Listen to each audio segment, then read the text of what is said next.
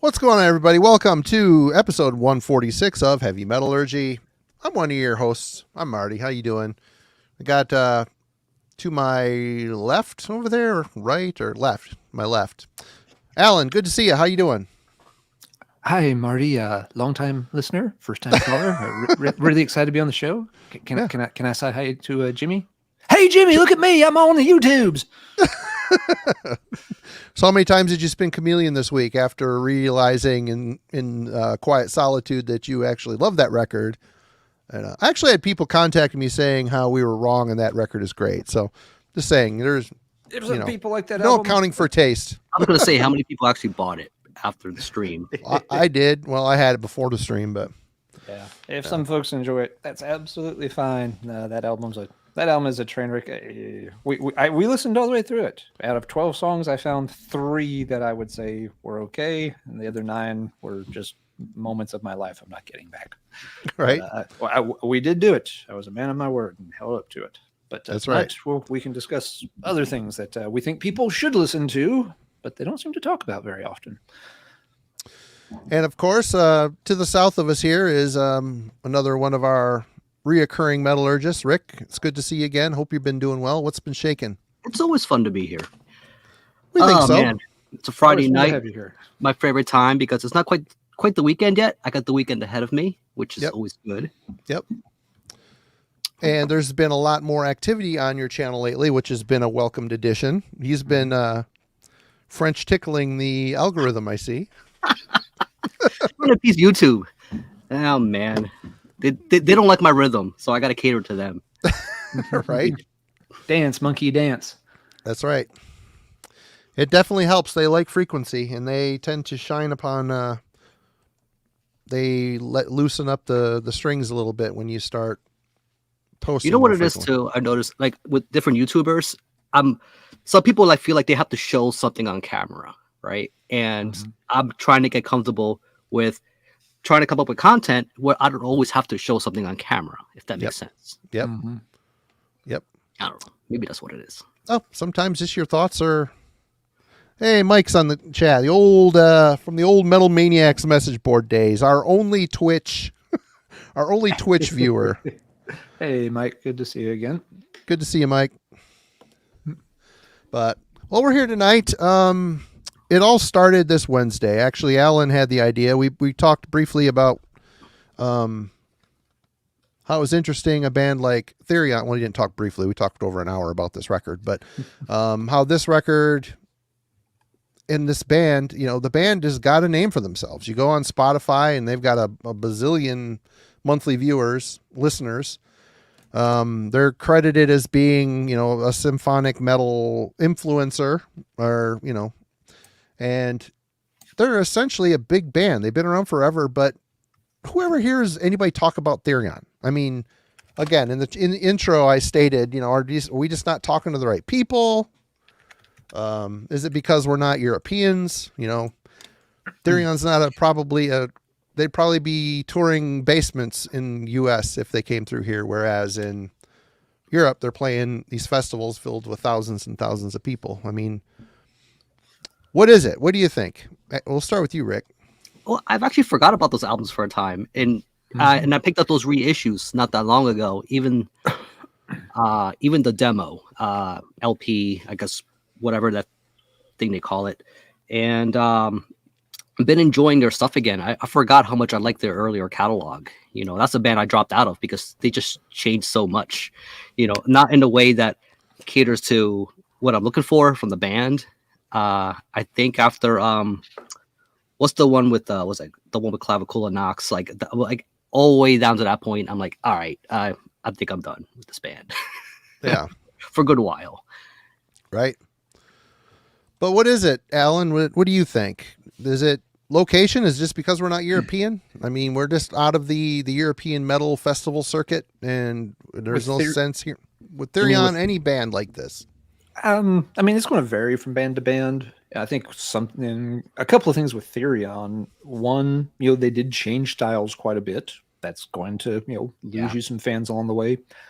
Another thing with Therion for me personally was by the time you get to around 2000, early 2000s, the albums, they weren't bad, but they started to sound really similar to each other. And they also seemed to come out relatively fast. I haven't looked up the spacing, but it felt like, they were on that like maybe 18 to 24 month rotation where you were getting an album at least every other year, if not once a year. And when the material's coming out kind of quickly, but it all feels kind of the same, for me, and I'm guessing, for at least, some other listeners, it starts to feel like, this isn't really necessary to pay a lot of attention to. So you kind of lose track of a band, and some of it too is just, bands like this that have been around, been established, exactly what you're going to get. Everybody's kind of familiar with them. It doesn't necessarily make it the most exciting band to talk about. People want to talk about their favorite bands or the killer new band or this really unknown gem that just got overlooked and slipped between the cracks. And a band like Therion doesn't necessarily check any of those boxes. Everybody knows the name Therion. They kind of know what Therion does, but it doesn't appeal to a lot of folks. They've got a million albums out that sound an awful lot alike. So there's nothing there necessarily to grab onto and push forward. And it's the same for, a lot of other bands I could, just reel off where they've been around forever. They're a known quantity, but they the same thing album after album for a while, and it doesn't really give you a lot to talk about. Hey, did you hear the new Therion album? No, what's it sound like? Same as the last three. Okay, how about them Yankees? Yeah. They've been this grandiose band too, where like it takes a while to soak all that in. If they just pumping out releases like this, like whoa, it's like I'm not even done with the last one. That's a really good point, Rick. Yeah, I mean, some of those albums I always felt like I should spend more time with this, but I haven't. And oh geez, now there's another one coming out in 3 months. Do I just move on to the next one? Do I skip that one? Yeah, that's a very good observation. I feel the same way with like Funeral Doom bands. It's like you don't need to put out a release every year. It's like it's just already so dense and so much going on. It's like I'm good with like every 3 to 5 years or whatever. It's like I don't need it. Well, really, too, like a Funeral Doom album, a person isn't devouring that record. They're going to put on that record, listen to it once, and it's going to sit again until the mood hits. And that mood hits, you listen to it again, and then you probably shelve it and don't listen to it for a year. I mean, for me, that's how Funeral Doom hits me. I mean, when I'm listening to it, I'm in the mood. Oh, this rules, but it's not I'm going to play that again type of record. It just isn't. I'm not going to hit repeat. And another thing about this whole bands like Therion, bands that they've been around forever. I think people talk less about these legacy bands because they're just always there. They're always around. Mm-hmm. We know they're there. If you like them, you take comfort in the fact that they're there. Whether you want to dive in and buy every record every year, it doesn't matter. They're still there and you're fine with that. Oh, that record will turn up in a used bin eventually. And it usually does. So, I mean, there isn't the talk of the town type of thing going on. Yeah, people have the nostalgia and they listen to it on Spotify. That's why they've got a bazillion freaking monthly listeners. But, people aren't knocking down the doors talking about it.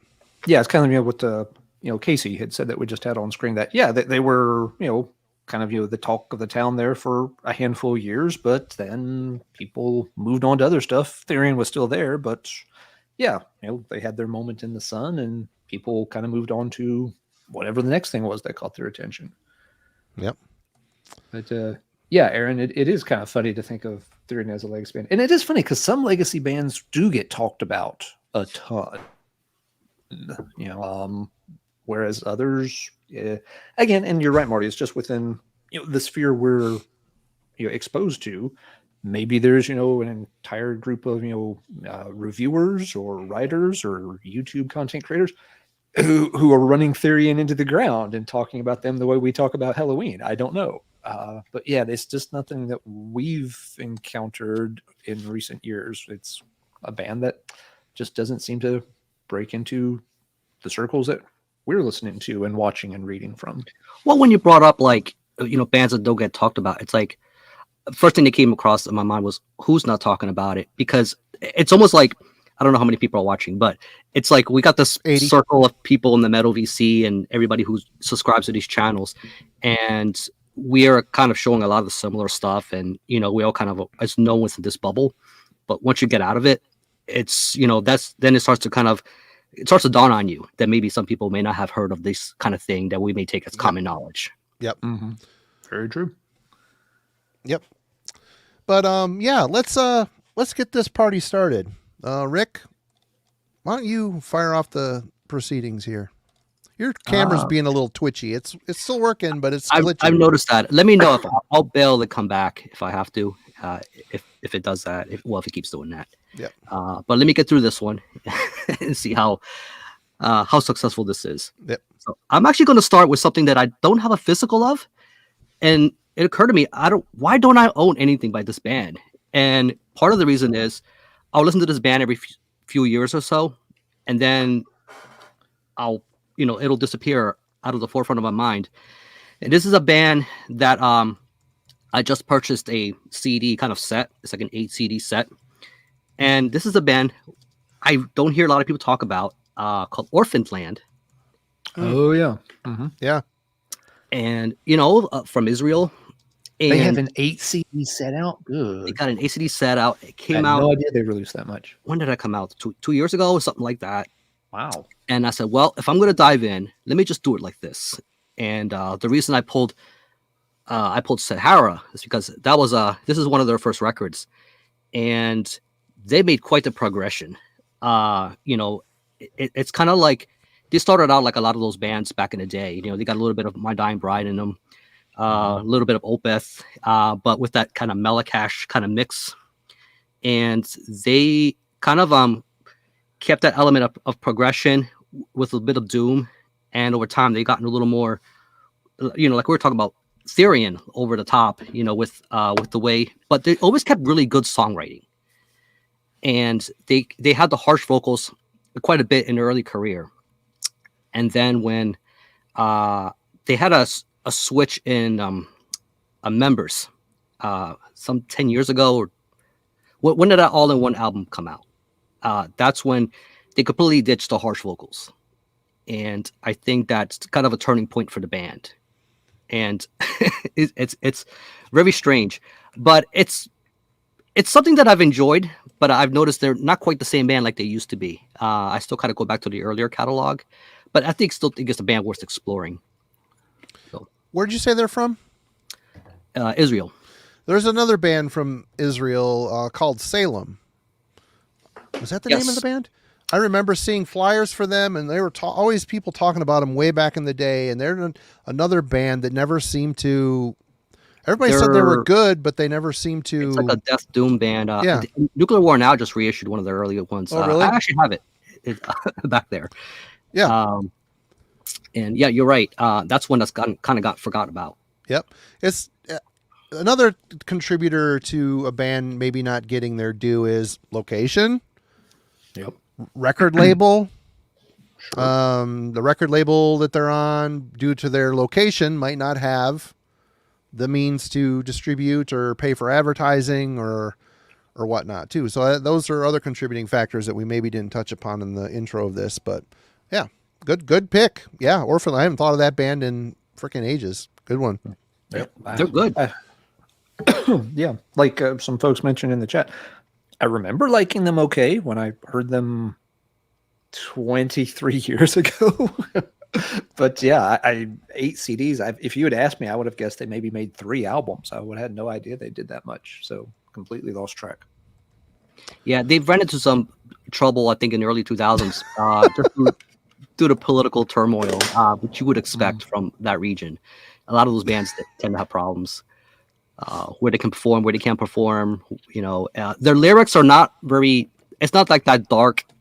Their lyrics are actually quite positive. It's actually quite. It talks about a lot of subject matters that bands like Semi wouldn't cover. Yeah. As an example. Oh, this is neat. Thanks for sharing, Ollie. That's cool. All right, Alan, you're up. I got to address this Angel Come issue here. Yeah. Hard to talk about the the project that has technically been launched but hasn't recorded anything yet, Tim. All right. Here's one I don't hear, and to be clear, I tried to aim for albums or bands that have been around, have done albums. I it's easy to say, oh, no one's ever talked about this weird new wave of British heavy metal band that made one single in 1979 and then broke up. No. I'm trying to go with established bands here. And one that does not come up very often when I'm listening to stuff is Unleashed. I mean, when you talk about Swedish death metal, European death metal, it's always Entombed and Dismember up front. Fair enough. But after that, people will mention Grave, and then others. Yeah, and they might be like, oh yeah, and then there's Desultory and Unleashed and a couple others, but there's not much. No one ever really stops to be like, yeah, what about the Unleashed catalog, or what about specific Unleashed albums? They're just kind of, their name is maybe thrown in there with a mix of other Swedish death metal bands. And Unleashed, were pretty prolific. They were on a big label. They were present when this style was blowing up and popular. And they did get attention. Their albums got reviewed. They were on comps. The stuff was out there for quite a while. And it's one of those bands that seemed to just kind of, they had, changes in style and stuff, which didn't go over particularly well.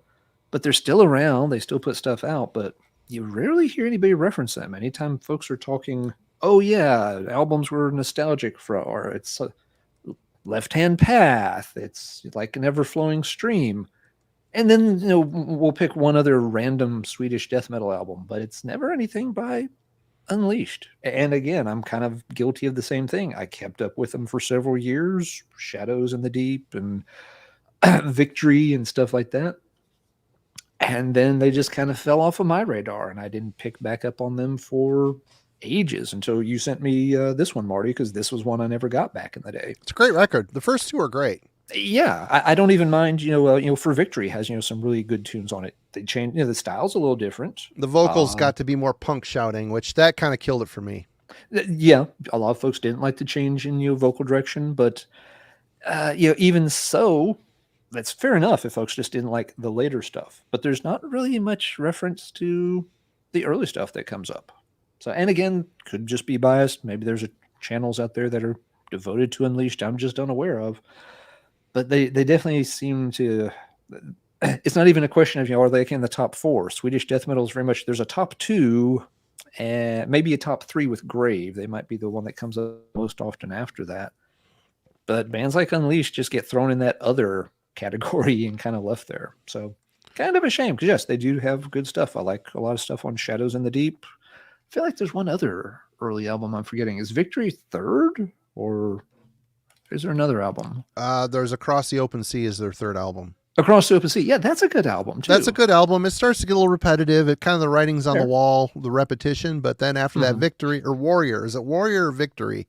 There's Victory's like okay. Warrior, and then Victory or Victory and Warrior. I don't know, but yeah. Yeah, no, it's Victory, then Warrior, and yeah, Warrior is where it really started to sink a little bit. But still, that's still 4 solid albums before Warrior that people could be chatting about from time to time, and doesn't happen very often. So yeah, Unleashed was one of the first ones that popped to mind when we thought about this topic.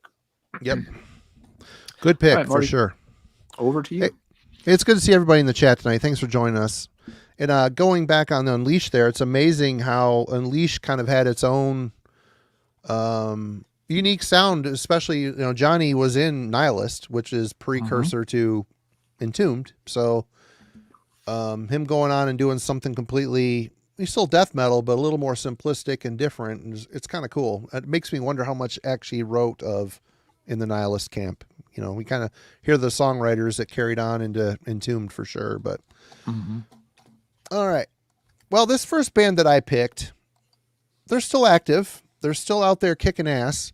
I can't say that I listen to this band a lot, and they've even had a stint with a major label, a push from a major label at one point. And I've always asked myself, why isn't this band bigger? Why are more people talking about Raven? I mean, it's a new wave of British heavy metal band. They're still active. And their last tour, was it last year? They went through the U.S. I watched a couple sets on the YouTube, and to half empty halls. They have their fans. The people that like Raven really like Raven. Yep. And I do like Raven. The musicianship and the energy of this band is exceptional. See, I got the burps for some reason. John Gallagher's vocals might be a bit tough for people to take, but I love the energy matches the band. And, you know, they put out 2 crappy albums on a major label because a major label tried to change them. They came back afterwards and were good again. I've got a good string of Raven records. When I put them on, I really, really enjoy them. But no one, I mean, even though they're active, even though they're still touring and they're 100 years old, which is incredibly cool that they're still able to keep up with this style and this speed, no one seems to talk about them. So like I said, other than their core group of people, but Raven, I think Alan's going to tell us why he thinks they're not popular, because I don't think you're not much of a Raven fan, are you? I'm really not. And it's one of those bands I probably should be. Probably one that would surprise folks. I'm a little surprised, to be honest. Yeah. No, it's fair. It's surprising to me because it seems, you know, they seem to check all the boxes that I would be into. I've just never quite gotten into them. I don't mind their early stuff, but I'm not gaga over it. I think, you know, a big thing that hurt that band, and you mentioned it, you know, that stint on Atlantic when, you know, they made a couple of real stinker albums. Stay Hard, The Pack is Back. Yep. And those were the albums that most people, you know, that was most people's exposure to Raven, were those albums. You know, it was a name they maybe had heard before, and stuff, but those were the albums they heard, so they just wrote the band off. Even if they knew the earlier stuff, then they heard those albums and they were so bad, they're just like, this band's toast. Forget about it. It's named after a bird. So if you don't like the bird, I can see why they could be a bit of bias. Or you don't like the football team, you know. Yeah. You know, there was also, I mean, they had the whole, they always had a little bit of a goofball image with the whole athletic rock thing, you know, with the, you know, the hockey masks and stuff. And as we know, metal fans don't always react well to goofy. You know, when something starts to get that little bit of whiff of cheese about it, a lot of the metal fans kind of head for the exit pretty fast. You know, as we all know, metal must be serious. This is serious music. We must look serious at all times, and always look like we're upset and frowning and constipated, and that if you say anything we don't like, we're going to kick your ass. You can't show up, you know, wearing a bunch of, you know, things you bought at, you know, Dick's Sporting Goods, posing like, no, not buying that. That band can't be good. They look too funny.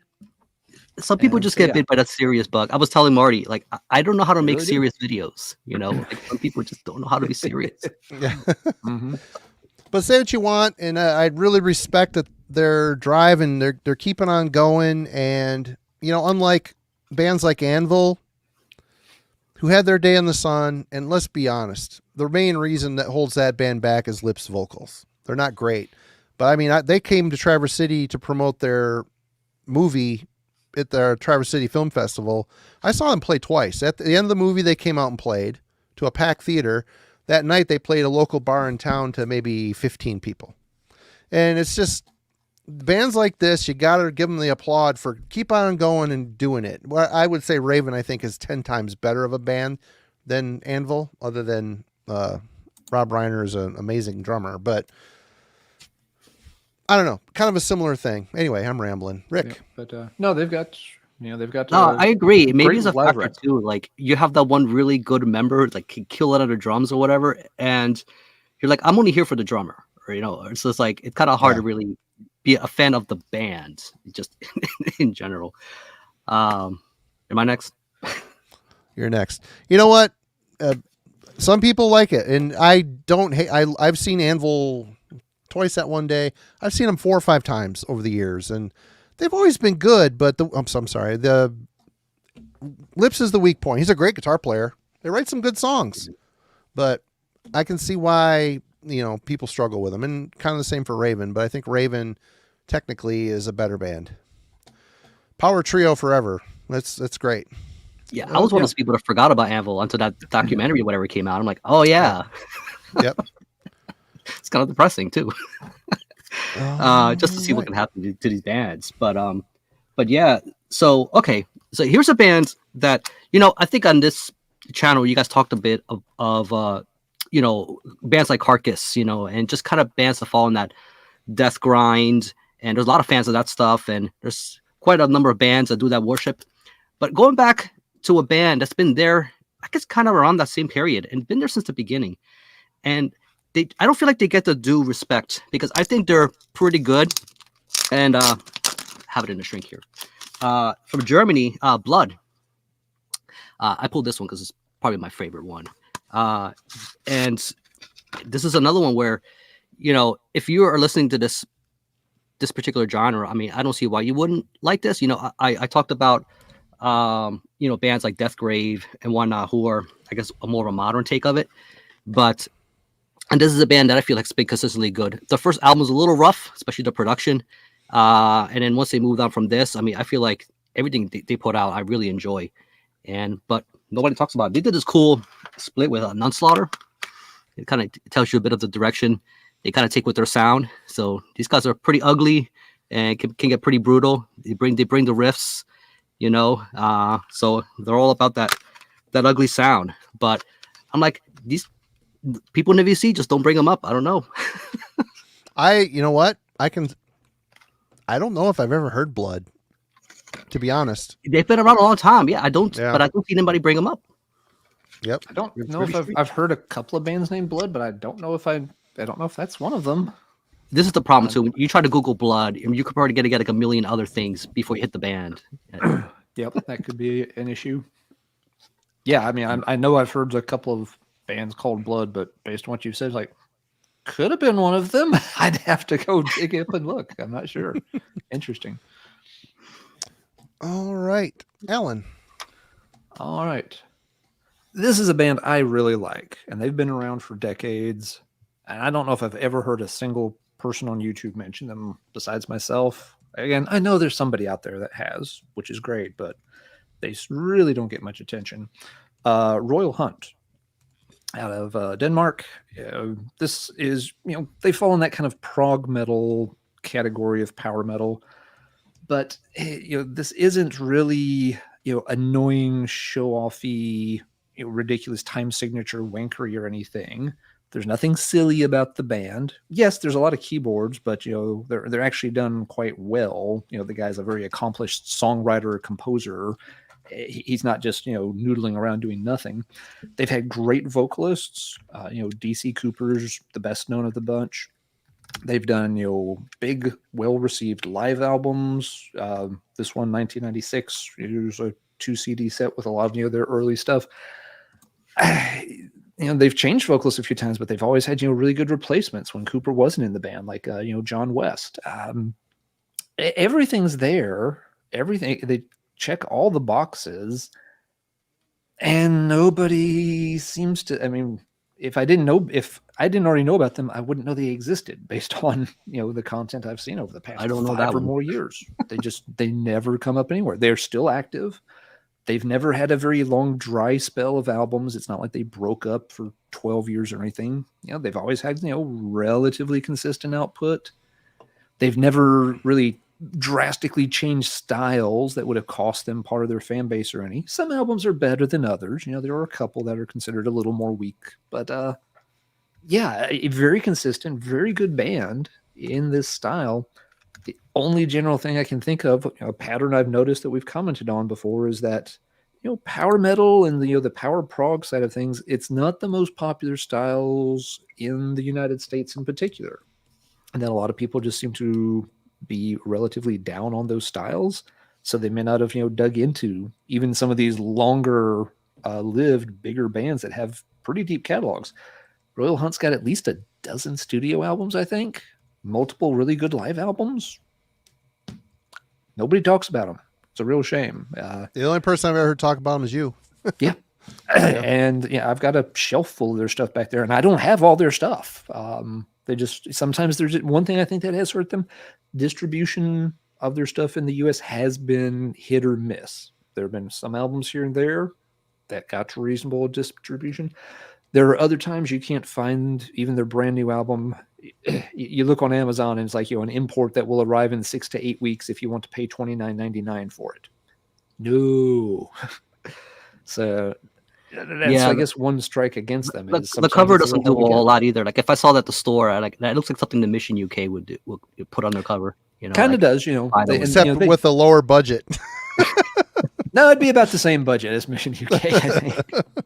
So yeah, and fair enough. Yeah, still just based on being around this long and having a decent reputation over a lot of that time among power prog fans, the name should be out there more than it is. So real shame they don't come up. I've been meaning to do a video covering their catalog for a long time. Just hasn't made it to the top of my to film list, but it will eventually, and hopefully folks will check them out more because yeah, excellent band, really good songs, very consistent. All right, look up one quick thing. All right, this the right date here. Yeah, okay. Just want to double check my date. This is a band that's always stymied me why they're not bigger. And yes, people talk about them. Yes, they have a fan base. They have some classic, amazing albums, and they're still active. In fact, they just put out this record last year, Eternus, Philosopher. But we got to start here early on. Let's go with these two amazing albums. Beyond the Wandering Moon, which is an all-time classic Norwegian. People call these guys black metal. This is, to me, it's got elements of it, but it's not. The second album, And So the Night Became, also a really great record. But this has always been, I always say, the Norwegian bolt thrower. It's got the flowing mid-pace tone, but there's folk elements. There's a lot of atmosphere. It's just a dark, heavy, awesome album. Then, as they progressed, they got more brutal, and then they kind of dropped the whole atmospheric thing and went just a straight up brutal kind of average death metal. They maintained some fans and probably earned some new ones in that realm, but it wasn't until this record, I don't remember what year this came out, 2018, Heathen. Aries, the main guy in the band, started bringing the band back around to this flowing, mid-paced, atmospheric, dark, heavy tone. They dropped the blasting brutality, the tricky, brutal riffs, and just went for more emotion and vibe. This is harken back to the early stuff, and now this one came out. I'm not a big fan of the first song, but the rest of the album, like tracks 4 and 5 in particular, Void of Venom and Resting Worm, oh my God, they're so good. They could have been on the early albums. It's a great record, and this record just came out, and there's been a few people talking, but not much. I've never understood why more people. These guys, their demo hit in 1984. They were hitting in the time when Norwegian black metal, the scope was on Norway. They did wear some corpse paint back in the day. They tried to appeal to that. They tried to appeal to that subgenre, but I don't know that they completely fit in it. The Dark Sorcery EP maybe was their most blackish stab at it, but they got heavier as they went, and I don't know, they're a massive band. Their early works and these last two albums are really good, and it bums me out that there hasn't been more talk about them. I mean, this maybe because it's on Agonia Records, I don't know, it just kind of came and went. Dark Essence, this came out on Dark Essence, this one's on Agonia, which overseas that might mean something. Here it doesn't. I had to pay more for these CDs than I care to admit. But I had to have them because I checked them out and they were both great. So if you're unaware of Eternus, check out Heathen. For the new stuff, check out Heathen Philosopher, and check out Beyond the Wandering Moon and So the Night Became. Those are absolute classics.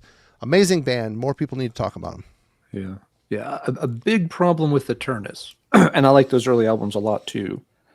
But after that, they went through that phase where they gave up that very unique style and became a very generic death metal band. Brutal death metal band, Yeah, which they did that style okay. It's not that they were bad at it. It's just that they went from doing this very unique, cool thing to doing what hundreds of other bands were already doing.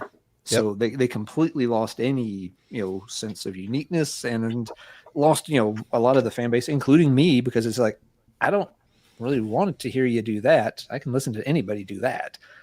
Why are you doing that? Limbonic Art kind of did the same thing. Maybe get to them tonight. I don't know, but Embonic Art kind of had their own nice black metal niche. They were on my list tonight, and I decided not to pick them. I don't know why. I didn't pick them either, but it could have. But yeah, they did. They made that same change just into more generic, brutal territory, and at that point, it's just like, well, nah. Bands who lose the unique thing they had already going for them. That kind of annoys me too, because I pulled an example like that here too. But I got this recently, the Dark Sorcery EP. I gotta snag a copy of that. This thing, I have I have an OG CD of it, but been wanting it forever. But I go because of the atmosphere on this. That's what I love about it. It's just got this eerie vibe, the whole thing going on about it. Yeah, that I absolutely love. Hey, thanks, Gore Metal. Good to see you, man. Hope you've been good. Yeah, thank you. Thank you so much. You didn't have to do that. Good to see you in the chat tonight. Awesome. Yep. All right, so let's see. What else is on that EP? Is it just the EP, or did they add extra stuff? They put the demo on it too. I think it's just the EP. Yeah, it's just I mean, I don't know what your CD looks like, what you have on there, but I think I have 2 copies of it. I have an original pressing, and then I've got a reissue that has like a demo attached to it. Yeah, there's a second pressing of the CD with different cover art. And Yep. It either has like a couple of demo tracks or a single. The one with they did a single. color, right? So the It's a Reaper single. You're right. rolling around. Yeah. Right, yeah, it's got like a Reaper cover art. You're right, Rick. And yeah, it has the 7-inch on it. I might just grab that one too. I must have both covers. That's where I wear the shirt. Right. I'm that kind of sick little monkey. They're both right back there. Yeah. I'm doing a 60 Condor today, so I figured okay. Rick's a sick little condor. Okay. Sick little sex condor. All right, Rick, you're up. Someone in the chat mentioned Death SS. Who was it? It was Paul Chain. I saw in there too somewhere. Yeah. Mm-hmm. Zero, the John. Is that so the word John? I'm like, that must be a Philly guy or something, because that's a Philly word. Sue's husband. Oh, Yeah, that's okay. So, John and Sue. John right. and Sue. Yep. All right, good call, because I did pull something. So this is Steve Sylvester's solo stuff, and so here's a pick disc, and I actually got this not too long ago. So I'm just in there in the record shop, and for a pretty good price. I think for what it is. I don't normally seek out picture discs, but this was calling my name, and it was glowing. Not a long, I guess what you call solo discography. I think between this and then there's another one I think called Mad Messiah that came after this one, but it's good. And this Freeman, which is an Angel Witch cover, it's actually done really well, and it's actually one of my favorite tracks on here. But overall, just a great, I guess what you call little doomy, but hard rock, and it's just a little bit. I mean, the stuff you recognize from Death SS. I mean, it's got all those elements. Paul Chain does the guitar on this, so it's not like it's. Is it really a solo album? I mean, it's got the Death SS members, and it's just. But I feel like it's got a bit of if you like the sounds of Sabbath's Dehumanizer, but with a little bit of the solo, I guess 90s Ozzy Osbourne kind of production and that kind of sound. It's got a kind of all that kind of embroiled in here. But yeah, I don't know. I love it, man. Good pick. Mm-hmm. All right. Yeah, a lot of folks I don't think a lot of folks have necessarily ever dug into his work a lot. Death SS is one of those band names everybody has heard, but a lot of people actually haven't heard the music. All right, Alan. All right.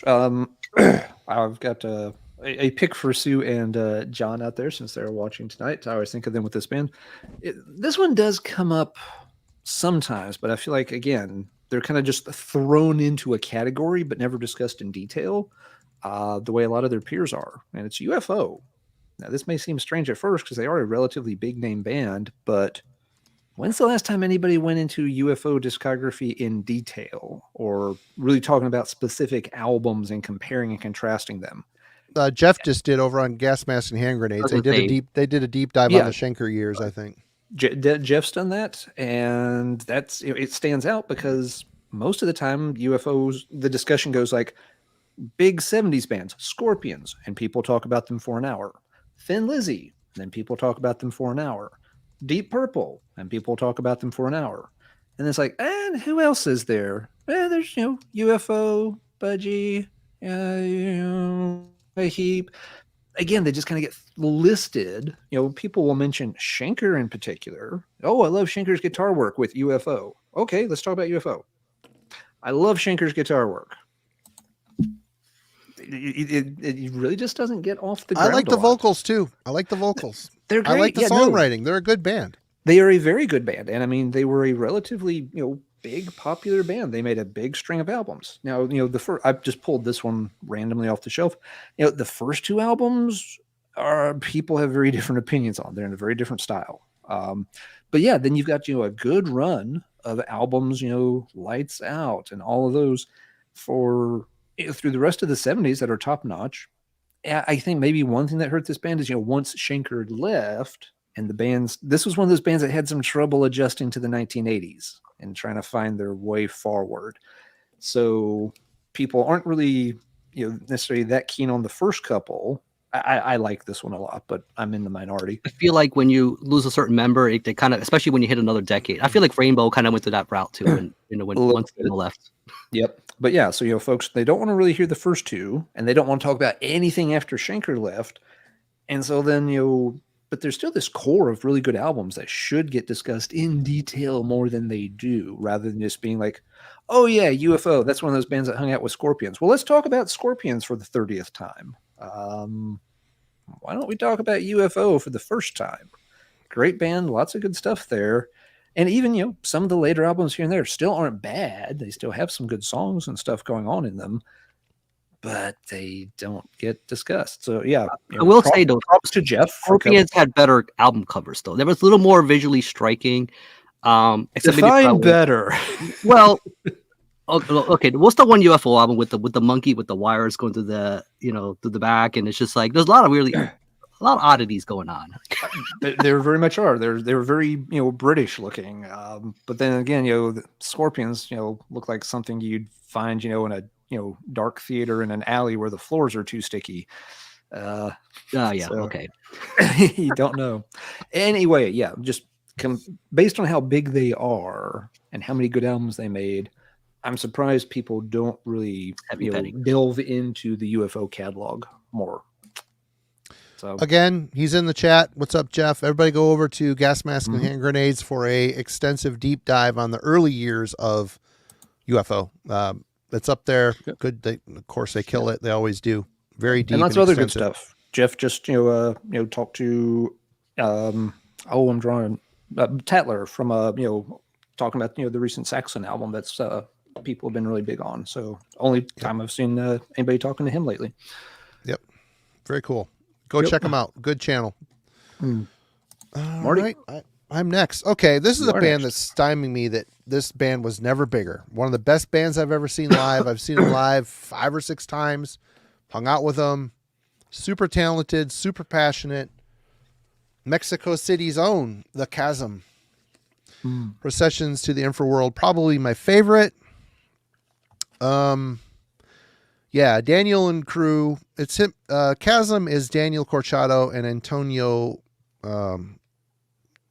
Leon. I was thinking Vinterbo. That was the old other guitar player. But he's had a revolving cast of people throughout the years. And most recently, a lot of the last couple albums have been instrumental, which is a bummer because Daniel's voice is sick. But the music's still always great. These formative years when they were really slinging it out, Daniel did a stint with Incantation, did a few records with them. And I thought maybe having that connection to Incantation would propel more people to check out The Chasm.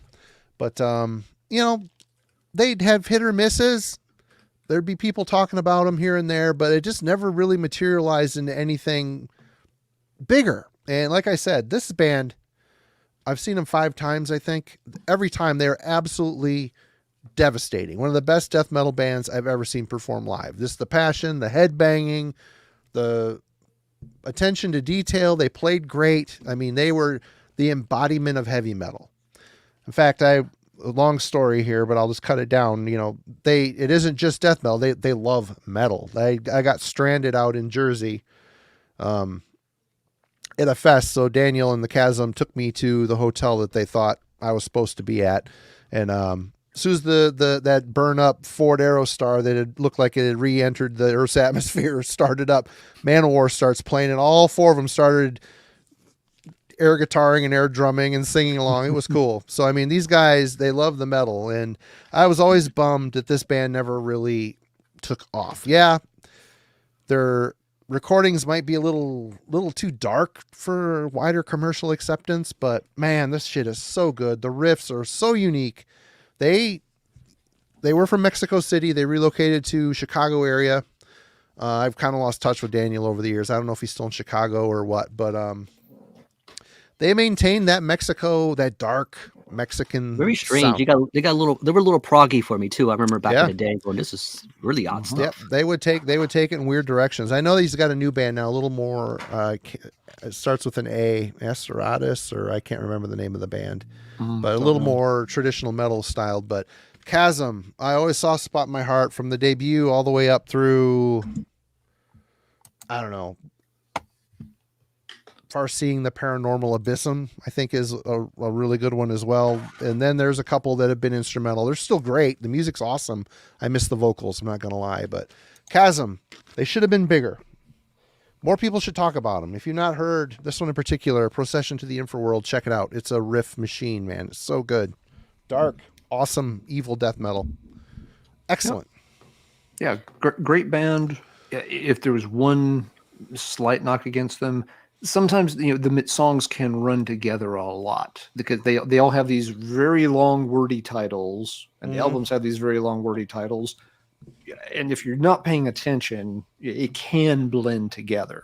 It's all good, but it can start to feel like, didn't I already hear this song? No, that was 17 minutes ago. It was 3 songs ago. Oops, missed that. But yeah, no, still excellent band, but sometimes I can see where people maybe get a little bit lost trying to listen through their catalog. I remember back in the day, like seeing ads for those albums when they were coming out, and I was going through my 101 of death metal, and getting into a lot of bands, but Mexico was not a region I was looking at, or anything of that caliber. I didn't know they went to the U.S. Made the way there at the time, and I remember just thinking how odd the cover art was, and nobody was talking about them, so I didn't have quite the push to explore them until much later. So I don't know. I'm kind of kicking myself because I wish I did, check out the material much sooner. So it is pretty good.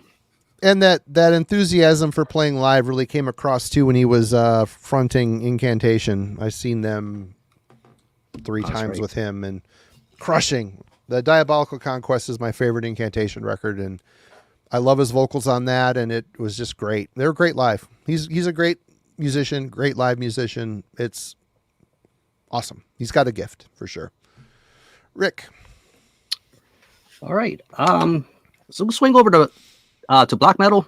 This is a band that has had a consistent catalog. I think they formed in not that long ago, maybe 08, 07, something like that. I think they put out their first album, and which I have right here. And it's Viking metal out of Sweden. What's the very first thing you think of?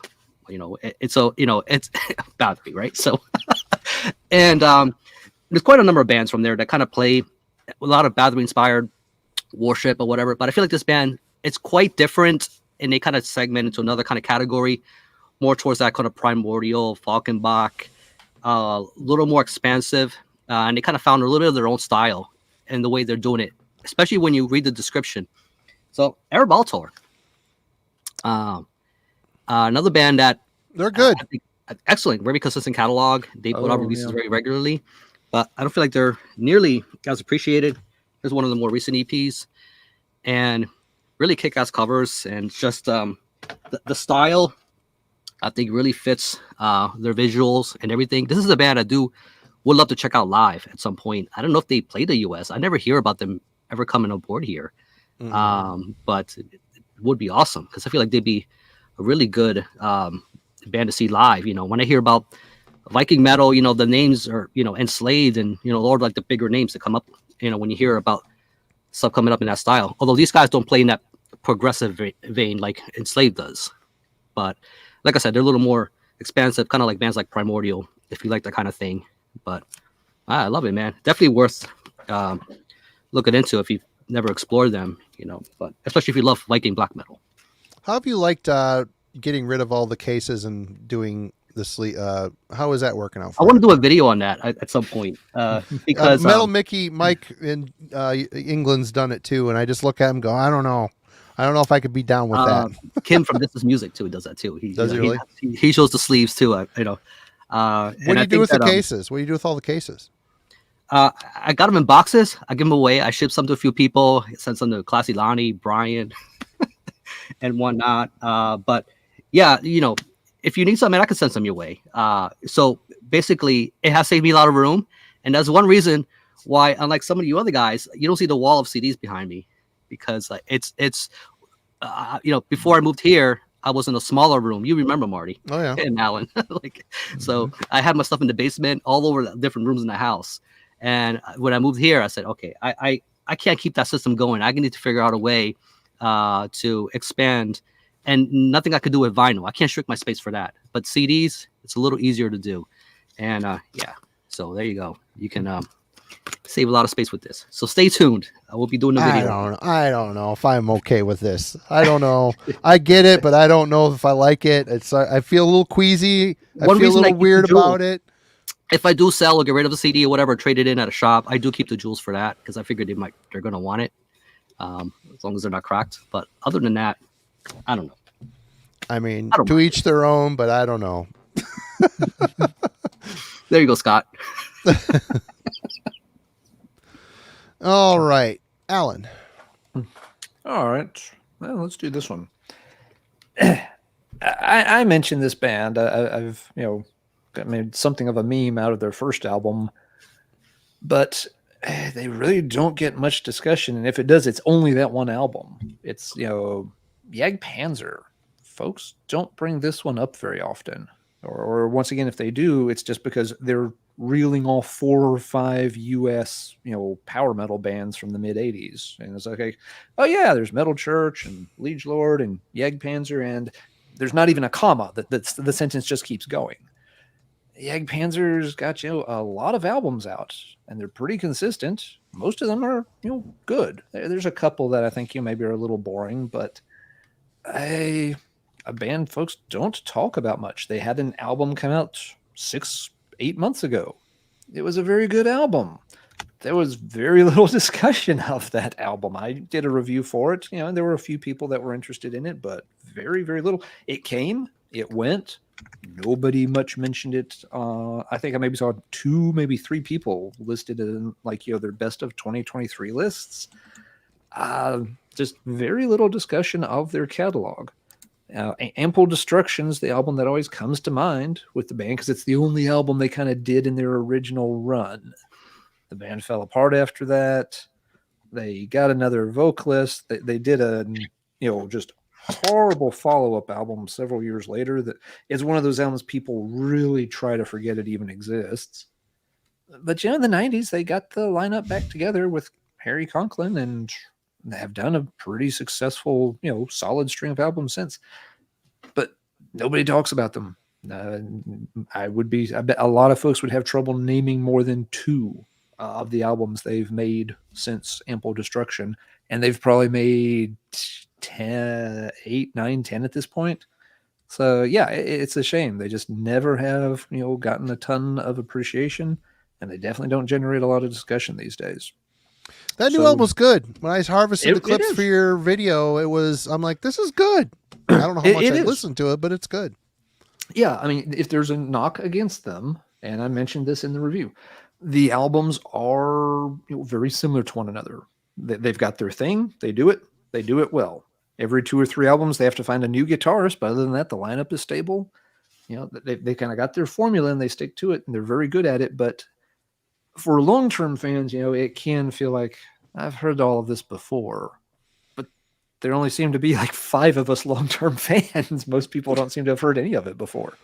So yeah, kind of strange that a band that good, been around that long, that when you talk to people too, they have a good reputation. There's that one clunker of an album.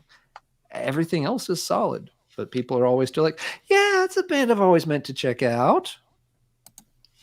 Well, check them out already. They're great. What else can I say? Marty, your turn. All right.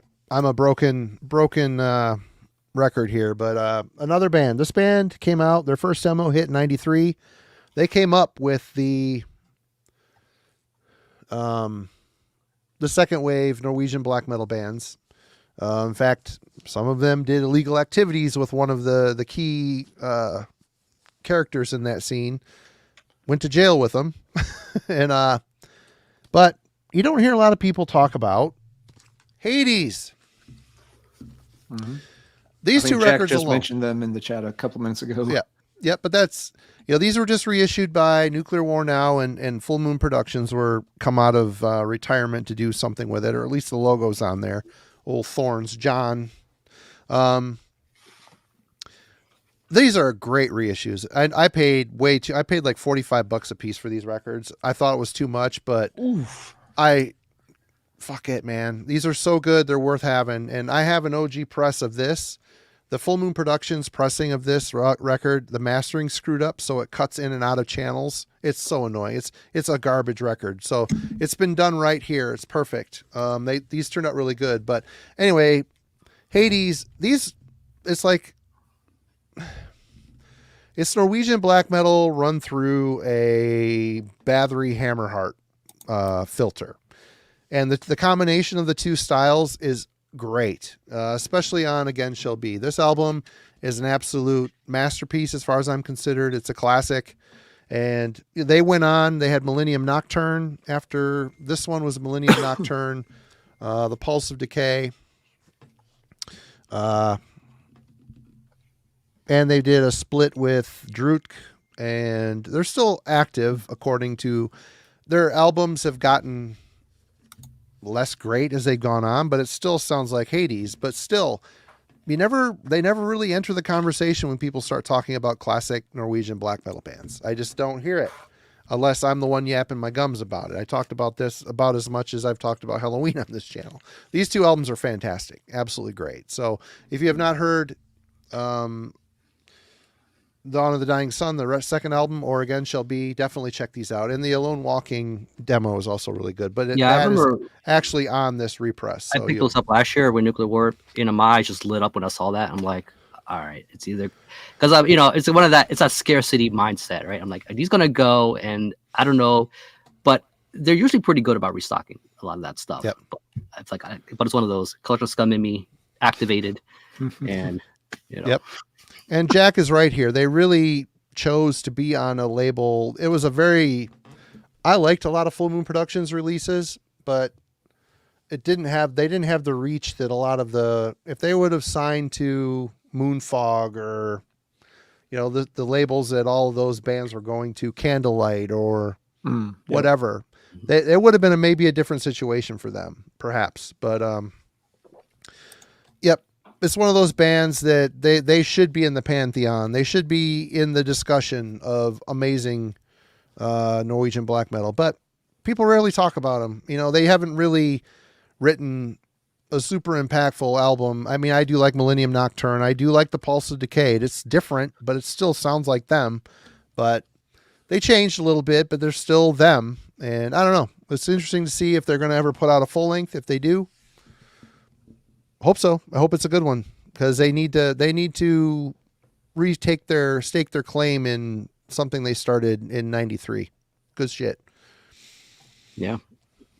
And again, everybody, we've had a good turnout tonight. Thanks everybody for joining us, showing up, and mingling in the chat room. It's awesome. There's a ton look of good forward stuff. to this. Yep, we look forward to this every week, and you guys always bring good content to contribute to the discussion. So thanks for that. Rules. Yeah.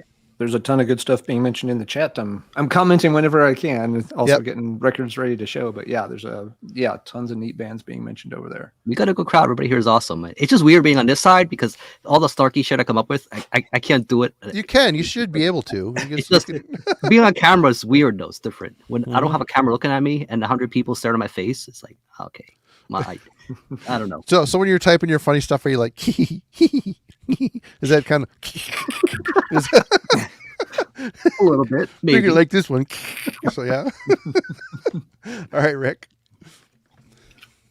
It's cool. They're talking about how Nuclear War Now is opening up their own pressing plant. That's a game changer. Yeah. Okay, so I had to do it. Two things. Alan brought up Jack Panzer. So I had to drop what I'm doing and go grab a couple of discs. Everybody's talking about Satan's Host. And Harry Conklin, this is a weird band. It's I never got that band. I just don't get it. Why it's are they on weird. Moribund? I mean, of all the labels that band could be on, why Moribund? Makes no sense. Their discography, it's kind of like, they released, Metal from Hell and then took that break and then he took another break and then they started releasing stuff a little more consistently. I know Harry disappeared for a little while and he brought in this other singer, and for like a while they were like a black metal band. They were like not even in the same region what they were doing before, and then he came back like they're a heavy metal band again. So it's just very, very odd. But you know what? I do enjoy it. I went back and picked up their other material too, even the black metal stuff. But I do enjoy the Harry era stuff a little more. I just think it's, I don't know, but I think overall, it's a good band, but I just gotta tell people, if you've never explored this band, it should be in for quite a ride, because it's all over the place. But I kind of felt like that with Manila Road a little bit too, because they're another band to me, went a little here and a little there, with their sound, kind of all over the place. I don't think they sound like Manila Road, but I kind of get that vibe as far as how things move with the style, just how malleable it is. But yeah, so I thought at least was worth bringing up. Yeah, he hasn't called the cases on those yet. What's up with that, Rick? What, you're slacking. Well, if you look at behind me, I do have discs that are not in cases yet. So it's not like I get it and I put it in the sleeve right away. It's like it takes through several steps. It's kind of like a 12-step thing. I have to make sure it's sober and correct, and I like it, and I'm not going to trade it in, and it's a keeper, and then it eventually ends up in there. So that's a graduation. It gets a diploma. It gets here. Yeah, I guess it gets banished to the Tupperware to be lost forever, and stacked upon the freshness seal, the freshness seal stamp of Contreras approval. Something like that. All right, Alan. All right. Marigo asked about this one in the chat a minute ago. So it's like, yep, they're on my list. So let's just bump them to the top of the stack. This band got talked about a lot about 15 to 20 years ago. And in recent years, once again, their name comes up being very brief passing, but there's no in-depth discussion. It's Pagan Altar. The only time people mention Pagan Altar now is when they say, well, technically, a couple of doomy bands in the heavy metal, like Witchfinder General and Pagan Altar. And that's it. That's all you hear. But when this came out in 2006, the people couldn't stop talking about it. People were really into this band. It was a great example of where one of these old bands had resurfaced and actually made really strong new material, which doesn't happen every day. The deal with Pagan Altar was they had recorded demos and stuff back in the new wave of British heavy metal years, but they never released anything. There was no vinyl appearances, no compilations, no singles, no nothing. And then some of that demo material eventually got bootlegged on vinyl, and it was well received and circulated well in underground circles. So the band eventually got it pressed up for real, and one thing led to another, and they got, a chance to get the band back together and start doing stuff. And they did really, really good stuff there for a while. And people were really into it. These albums were like Mythical and Magical were heralded, as just instant classics. And it kind of like, Therion or something, people eventually just kind of moved on. Now, of course, some things happened. Terry Jones, unfortunately passed away back around, I think it's 2015, which obviously was a real blow. He had a very distinctive voice, but was a real big part of the band's sound. Yeah, they released the last album, which technically came out after he had passed. They finished it without him. What is that one called? Something about Room of Shadows. And that album got a little bit of a mixed reception. I mean, people understood, there were obviously extenuating circumstances, but that was, the first time the band had released something where people were a little bit more meh on it. And I'm that way too. There's a few songs on that album I like, but a lot of it just, it's not on the same level as, this one or, the stuff that they had come out in the first half of, the 21st century. Yeah, the band's still technically active, but they haven't recorded anything else since. I'm double checking that. Yeah, there was a compilation of stuff that came out in 2021. There's been a lot of compilations of Pagan Altar material. I wonder to some extent if people got a little burnt out seeing things reissued and reissued and repackaged, reissued when there wasn't any new content, for a long stretch.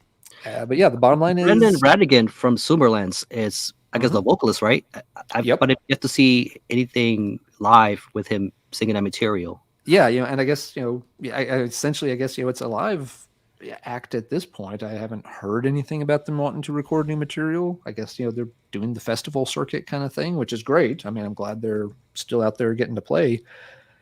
But yeah, unless they're on a live bill, no one goes back and talks about these albums anymore. There's this, chunk of stuff that was huge, or this one's from 2006, and right in that, that 2000 to 2010 era, this was a talk of the town kind of band, and now they're talked about by no one. So kind of a shame. Those are very, very good albums for sure, and I love that they ought to come up more often than they do. They kind of always struck me as a band that could get lumped in with like Brokus Helm, another band that really people that know, but they don't really talk about them. They have their thing, and I don't know. It's good though. Good shit. Yep. Great band. All right, back to Sweden. Been mentioned in the chat a bunch, and I always feel kind of bad for this band for some reason. Grave, I know they've had a couple members just leave, so he's kind of back to square one, and I gotta say, all their records post the heyday of Grave. The first, I love them up through Solace. I love them. They're heavy as hell, groovy at times, just awesome Swedish, thick as a brick death metal. Then they broke up for a while, come back after they put out Hating Life, which wasn't good. They did a live album, then they were kind of subsided for a while. They came back, and the records are good. They're all solid records. They still go out and they tour. People know about them. People talk about them, but not, would you put these guys in the big four of Swedish death metal? They should be there. I mean, maybe. I don't know, but, and it isn't small. This was on Century Media. I don't know if they signed like a lifelong contract with Century Media or what, but, they, I don't know how good their numbers are, but I just don't hear people talking about Grave. They pop up in the news once in a while. Yeah, I'm with you, Dennis. Hating Life is a big old fat turd, but the rest of it's solid. Is their classic era? It's not, but it's still good. It's good. It's a bummer, and we'll see what happens to them moving forward. Like I said, he had a couple people bail out on him, so I don't know if that band's going to be coming back or not, but after all these years, I wouldn't be surprised. He seems to be a fighter for sure. All right, Rick. I'm gonna piggyback off Alan here, because you brought up Pagan Altar, and it kind of reminds me of this band. So I pulled this, one of Phil Swanson's babies, Vestal Claret, and it's kind of, I feel like it has kind of that influence in there. So it has a bit of that retro kind of sound. You listen to it, it does sound like something, with that old style kind of production kind of thrown in there. So it's kind of very influenced with that that earlier era style of doom kind of thrown in there. But if you look at even by looking at this cover, it's just kind of like, this band does not take themselves all too seriously. It's they can get quite goofy. But I think their last one was probably the most serious effort they put out. But I enjoy this, but this is not something I would say if you're just dipping your toes into the style of music. This is definitely not the number one name I would kind of crop up to go check out. This is kind of the kind of thing I would mention for somebody who's already kind of exploring and listening to this kind of material to begin with. But for what it is, it's fun. It kind of takes you back to a time for a newer band that kind of reminds you of old bands. But I don't know, good stuff. This is their debut, which it's just really, really fun. Is that true, Rick? Is that Rob Zombie art? Seagull Rock Squawk said Rob Zombie art. Might as well be, right? Without all the crazy psychedelic colors. That is, I don't know. Like, it's more. He was a good artist. I don't know what he did with it after the band, but anyway. I don't know. He does all his own art for all his stuff, right? Yeah, probably. I wouldn't be surprised. So, all right. Just enough of an ego to do it too. Yep. Alan. All right. I'll go with another one that was very talked up in the early 2000s. And that conversation died, and it has not come back to life. It's While Heaven Wept. This Tom Phillips project kind of started out, more death doom on the first release, which some people like. I'm not nuts about it. It has its charm, but it's limited. But he cleaned up the vocals, kind of switched styles a bit, and made some really impressive albums over the following years. When this album came out, Vast Oceans Lacrimose, it was like album of the year material for lots and lots of people. This album got discussed to death for a long stretch there. Compared a lot to classic Fate's Warning and such. And great vocal performance by Rain. Excellent instrumentation throughout. It's definitely the band's highlight, but they have multiple other good albums too. They made it. The follow-up album to this is quite good. The one before this is quite good. So they had a very nice run of albums, and got a lot of talk. And nobody talks about them anymore. Part of the issue here, the band, every time they made an album, there seemed to be at least 2 more members in the band. The lineup got a little bloated. Earth, Wind, and Fire of doom metal. A little bit, So by the time the last album came out, there were, I don't know, 6, 7 members in the band. That's too many for a band playing in this style. And the last album didn't get a very good reception. It really did feel like the band had kind of, gotten a bit stuck, maybe mental block, ran into a wall. Just maybe too many people trying to go in too many directions, and they couldn't quite find their muse. So the last album, and even both my wife and I loved this band, but even we were kind of like, this is pretty weak. It wasn't like it sucked or anything. It just didn't really have anything strong going for it. And pretty soon after that, the band was just gone. So they definitely left on a low note, and that's it. Gone. They never get talked about. Folks never mention this among the really great albums from the early 2000s. I remember the material got scarce still too. I remember trying to find some of that stuff, and it got quite expensive. The stuff the first time when the first albums were pressed, they were on smaller labels. This came out, with like Cruz del Sur. And again, this one, so this one was available, and then people wanted to get the early stuff, and the prices jacked up. They got them reissued, and so for a while there you could get them, but the reissues have been 15 years ago now. I actually talked to Tom about that. I got to see them live once in Georgia, and chatted with him just a little bit. But it was just, I think the reissues had just come out, and he was really happy about it. He's like, I'm glad people don't have to, keep paying these stupid prices on eBay. He's like, why are people paying $100 for one of my CDs? It's like, don't do that. I'm trying to get it back out there. We finally did. So he was really happy to get the price down for a while, but since nobody's talking about them anymore, there's no real press, it doesn't seem like there's a need for a reissue. So I guess the stuff's gone back out of print, and now the price is back up, which is, it's a shame if so. They should do a reissue just for me so that I can get them all. Alan, I think you sent me that CD. It's damn good. Thanks a bunch. Yes, I did. I sent you a copy of it to go back. It's very strong. That album was a monster point of discussion on, forums, bulletin boards. for the whole year that it was out, and after that, it was just one of those kind of, people hailed it as one of those landmark kind of releases that only comes around once every few years. And they never get any discussion anymore. Real shame. Good band. All right, let's go to Germany. Another band I show and talk about way too much on here, but it's a thing. Why wasn't this band bigger? Maybe because it took too long in between albums. That could be. But now I have their entire catalog, and I listen to the entire catalog on occasion. There's only been one kind of misstep. The album Scantropolis has a lady singer on it. I don't like her vocals.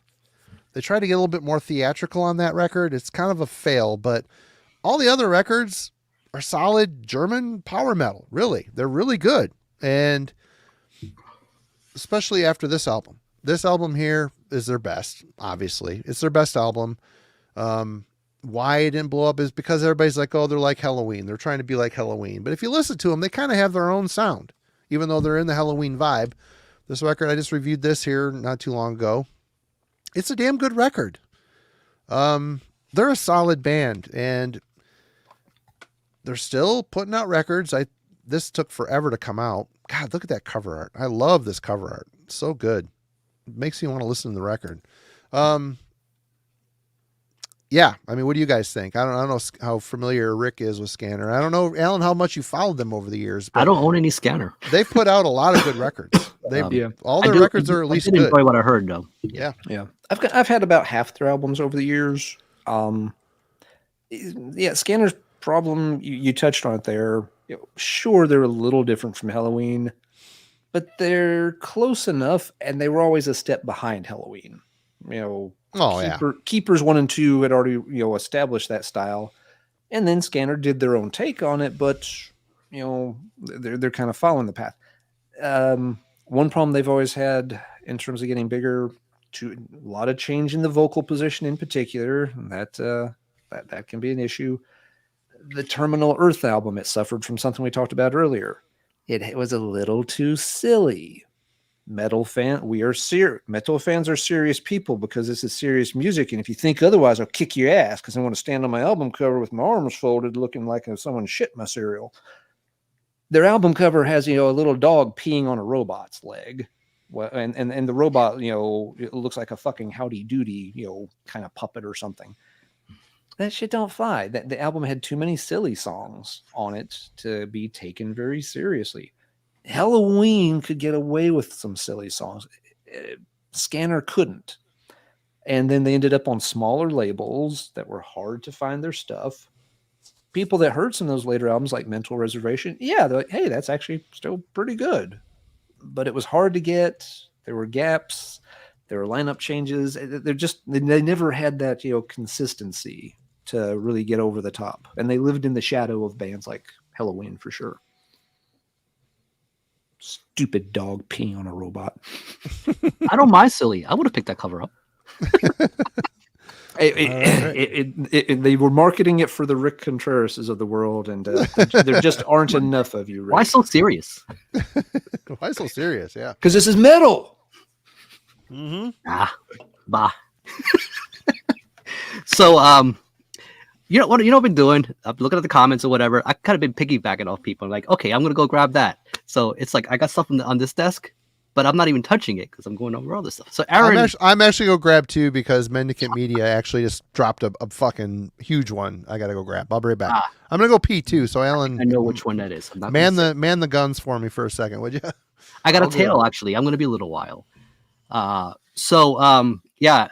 Aaron, Metal Theologian, brought up the gods. I think he's talking about these gods, GODZ, and this one, and so it's kind of a bit of a band of a tale of what could have been, right? This band could have been huge, but it didn't happen. And the guy who founded the band, I think it was Mark Chatfield, Eric Moore.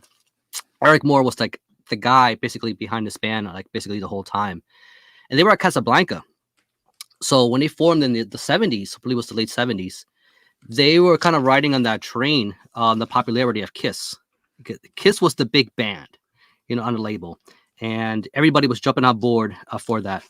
But this band didn't have that the makeup gimmick. They didn't have the costumes and all that. This was like a biker band out of Ohio, you know. Yep. But they played in that vein. You know, they had those misogynist lyrics and all that stuff, and a million hey babies. You know, like typical Gene Simmons. You know, and all that stuff. Yeah, they're definitely. You're right. They were definitely very legendary within their region, which was kind of part of the problem. Part of the success, but also part of the problem, because they couldn't quite expand much from out of there. So they put this thing out, and it was mildly successful, but then there was that much more pressure to, kind of expand on that success, and which didn't happen. Sales are kind of waned on the second one, and they were pretty much booted from Casablanca, and they were pretty much on their own for a little while. And there was some lineup changes for a good while there. I know I think they self-released. What was that? There was one from the 80s. So this is the only one I have. I have one right now on my eBay watch list for Mongolians. That's the one I have my eye on at the moment. That is probably their heavy metal record. When you look at their overall catalog, this band, like I mentioned, the comparisons to Kiss, they're definitely more in the vein of the hard rock kind of thing. They can get heavy though. They can get quite heavy. Like I said, they're that biker band. But I mean, if you're gonna pick up an album from them, and I would say the Mongolians album is probably I think the best work. Eric Moore passed away in 2019, so the band was pretty much done after that point, unfortunately.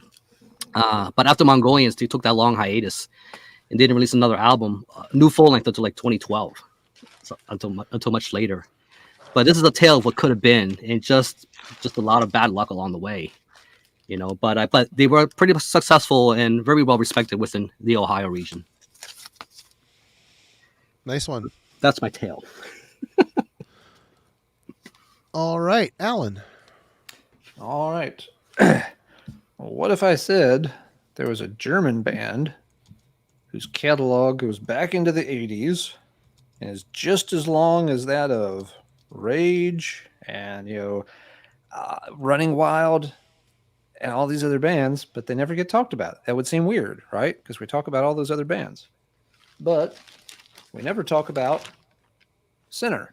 I'm trying Rick's thing here of putting the CDs in sandwich. I think you got the right concept. You should roll with that. Yeah, that's about that's about the same. Which one I released the video? It's going to change everything. Dude, you need to get yourself a sweet Tupperware bin or a Rubbermaid at Costco or something. I just need some tape to close it up on the back, I guess. Yes. Dude, give me a link to some of those bags, bro. I'm gonna start. You and Rick have convinced me tonight that this is the way to go. Might have gotten one size too large. I'll have to see. This I think was the box set size bag. You went to the Magnum section thinking that you could fill it. Well, I can. Just not with CDs. But Germany's Sinner. Matt Sinner. When people talk about him, they usually think Primal Fear, but they don't talk about his eponymous band that's got, I can't even count them. He's on like album 24 or something. I'm not off by much if I'm off. Huge catalog. He released an album like almost every year through the 1980s. I mean, there's like a 6-year stretch where there's a Sinner album every year. He was on Noise for several albums. He was with Nuclear Blast for several albums. So, they've been on big labels, they've had exposure, and I never hear anybody bring up Sinner but myself, and I like the band a lot. And even I only have maybe like half the albums. It's almost physically impossible to own them all. You'd be crushed under the weight of them. It's like, having 2 suns worth of gravity dropped on you. It's a huge catalog. Statistically, somebody almost has to talk about a Sinner album because there's so many of them. And he went on to be in Primal Fear, so it's another band with a million albums, Yeah, he's got connections to these other big projects. He's had other notable musicians play on some of these albums. The guy who drummed for Halloween for a little bit, was it Axel something? I'm drawing a blank on the name. I mean, it's not like it's a bunch of no names in the band either. I need to mention it. It's called Judgment Day, but like there's like that one boob hanging out. Like who's judging who here? Like we're not judging. Yeah, not going to judge her wardrobe malfunction there. Yeah, I just picked this one for no particular reason. Right around this era, they got a little bit of a bump. This album, and especially the follow-up Nature of Evil, some people registered it. It's like, okay, there's some cool stuff happening here. But then, even though they released some more with Nuclear Blast, they just kind of faded back. And, they've hopped labels a lot. That doesn't help. But still, for somebody with this long a legacy and this many albums and this much visibility, you'd think they'd almost have to come up in conversation at least from time to time. And they just do not. I will say, the Sinner does lean a little bit more towards just the hard rock side of the traditional heavy metal spectrum. So for some folks, I'm guessing part of the problem is they're not heavy enough. That they feel like they're not as fast as a Running Wild. They're not as heavy sounding as a Rage. They don't have the all the quirky Scottish stuff going on that like Gravedigger started leaning into. That Sinner feels a little bit more like they maybe were leaning towards American hard rock territory, but they do it well. Even the newer albums, I haven't heard all of them. They're usually decent. They're not going to win album of the year, but I can play them, enjoy them, and usually find at least 2 or 3 standout tracks on each one. So it's a good band. It's got a really deep catalog if you want to go down that rabbit hole, but apparently nobody does. I remember back in high school, like at the cafeteria lunch table, I don't remember the exact year it was, but a buddy of mine pulled that out of his backpack. He had a Sinner tape. I don't remember the exact album it was, but I was already getting to my death metal phase, and I was listening to Low, I think came out. So it might have been 94 or 95. And, you need to check this band out, and then, so I took it home and I did not like it, man. It was not heavy enough for me. It was just, this isn't metal. What is this? And I returned it the next day. And I'm sure if I listen to it now, I have a different appreciation for it, but I was in a very different headspace at the time. Yeah. And Josh was right. They had a really good, they've had some good stretches of albums. They've had some stretches, that were a little weaker. The later Noise albums, not their best. And Josh is also right. He has definitely played up, his Thin Lizzy influences on some recent albums. I think he does it pretty well. I usually like the Thin Lizzy-esque sounds on recent albums, but it is a little weird having a legacy band like that do such a kind of heavy tribute, going back. Usually that's the kind of thing you expect a new band to do, that they're still wearing their influence on their sleeve until they find their own sound. And instead, it's kind of like Matt Sinner's like, yep, I was going to be at least one song on every album that just could have been a Thin Lizzy outtake you've never heard. But personally, I can dig that. But Josh, I'm glad somebody out there is listening to Sinner besides myself. Hey, Mike Leverins, thanks a bunch for the 20. Appreciate it, brother. That's awesome. Appreciate it, Mike. Thank you very, very much. Thanks for being with us tonight. I have talked about Sinner enough for now, and I will turn things over to Marty for a minute while I run to grab something. Alan, before you run, Sure. I found, I think, a bulk hefty Sidge sack type of garbage type bag. I'm having a hard time finding see-through, but I figured we could work around that. We could, maybe double down and we could increase the order and get it for cheaper for our CD collection. What do you think? Talk to me after the stream. Okay, we'll figure this out. We'll see how much we'll see what the shipping is for bulk. We're changing the world, people. We're changing the world. Thank you, Dreadful Rick. My system works. You will all see, damn it. Screw you guys. All right. Okay. Let's see what you got, Marty, before I bail. Mendicant Media brought these guys up, and I'm thinking, genius. Why didn't I think of that? Well, Lord Weird Slough Feg. This is the 1, 2, 3 punch here. You got Twilight of the Idols, Down Among the Dead Men, which the culmination of the riff genius comes together on Traveler. These 2 records in particular, there is not a bad riff on either of these records. They're both like perfect riff albums. Yeah, they're weird. Yeah, over the years they shortened their name to be just Sluffeg, and they're still putting out stuff. And whether it's as good as they signed a Metal Blade for a minute, that record was a grower on me. It took me a minute to get there. I can't remember the name of it. New Revolution, I can't remember the name of it. Brain. I like them because they don't always take themselves too seriously either. You know, exactly. They're my wheelhouse. I mean, look at these band photos. Oh man.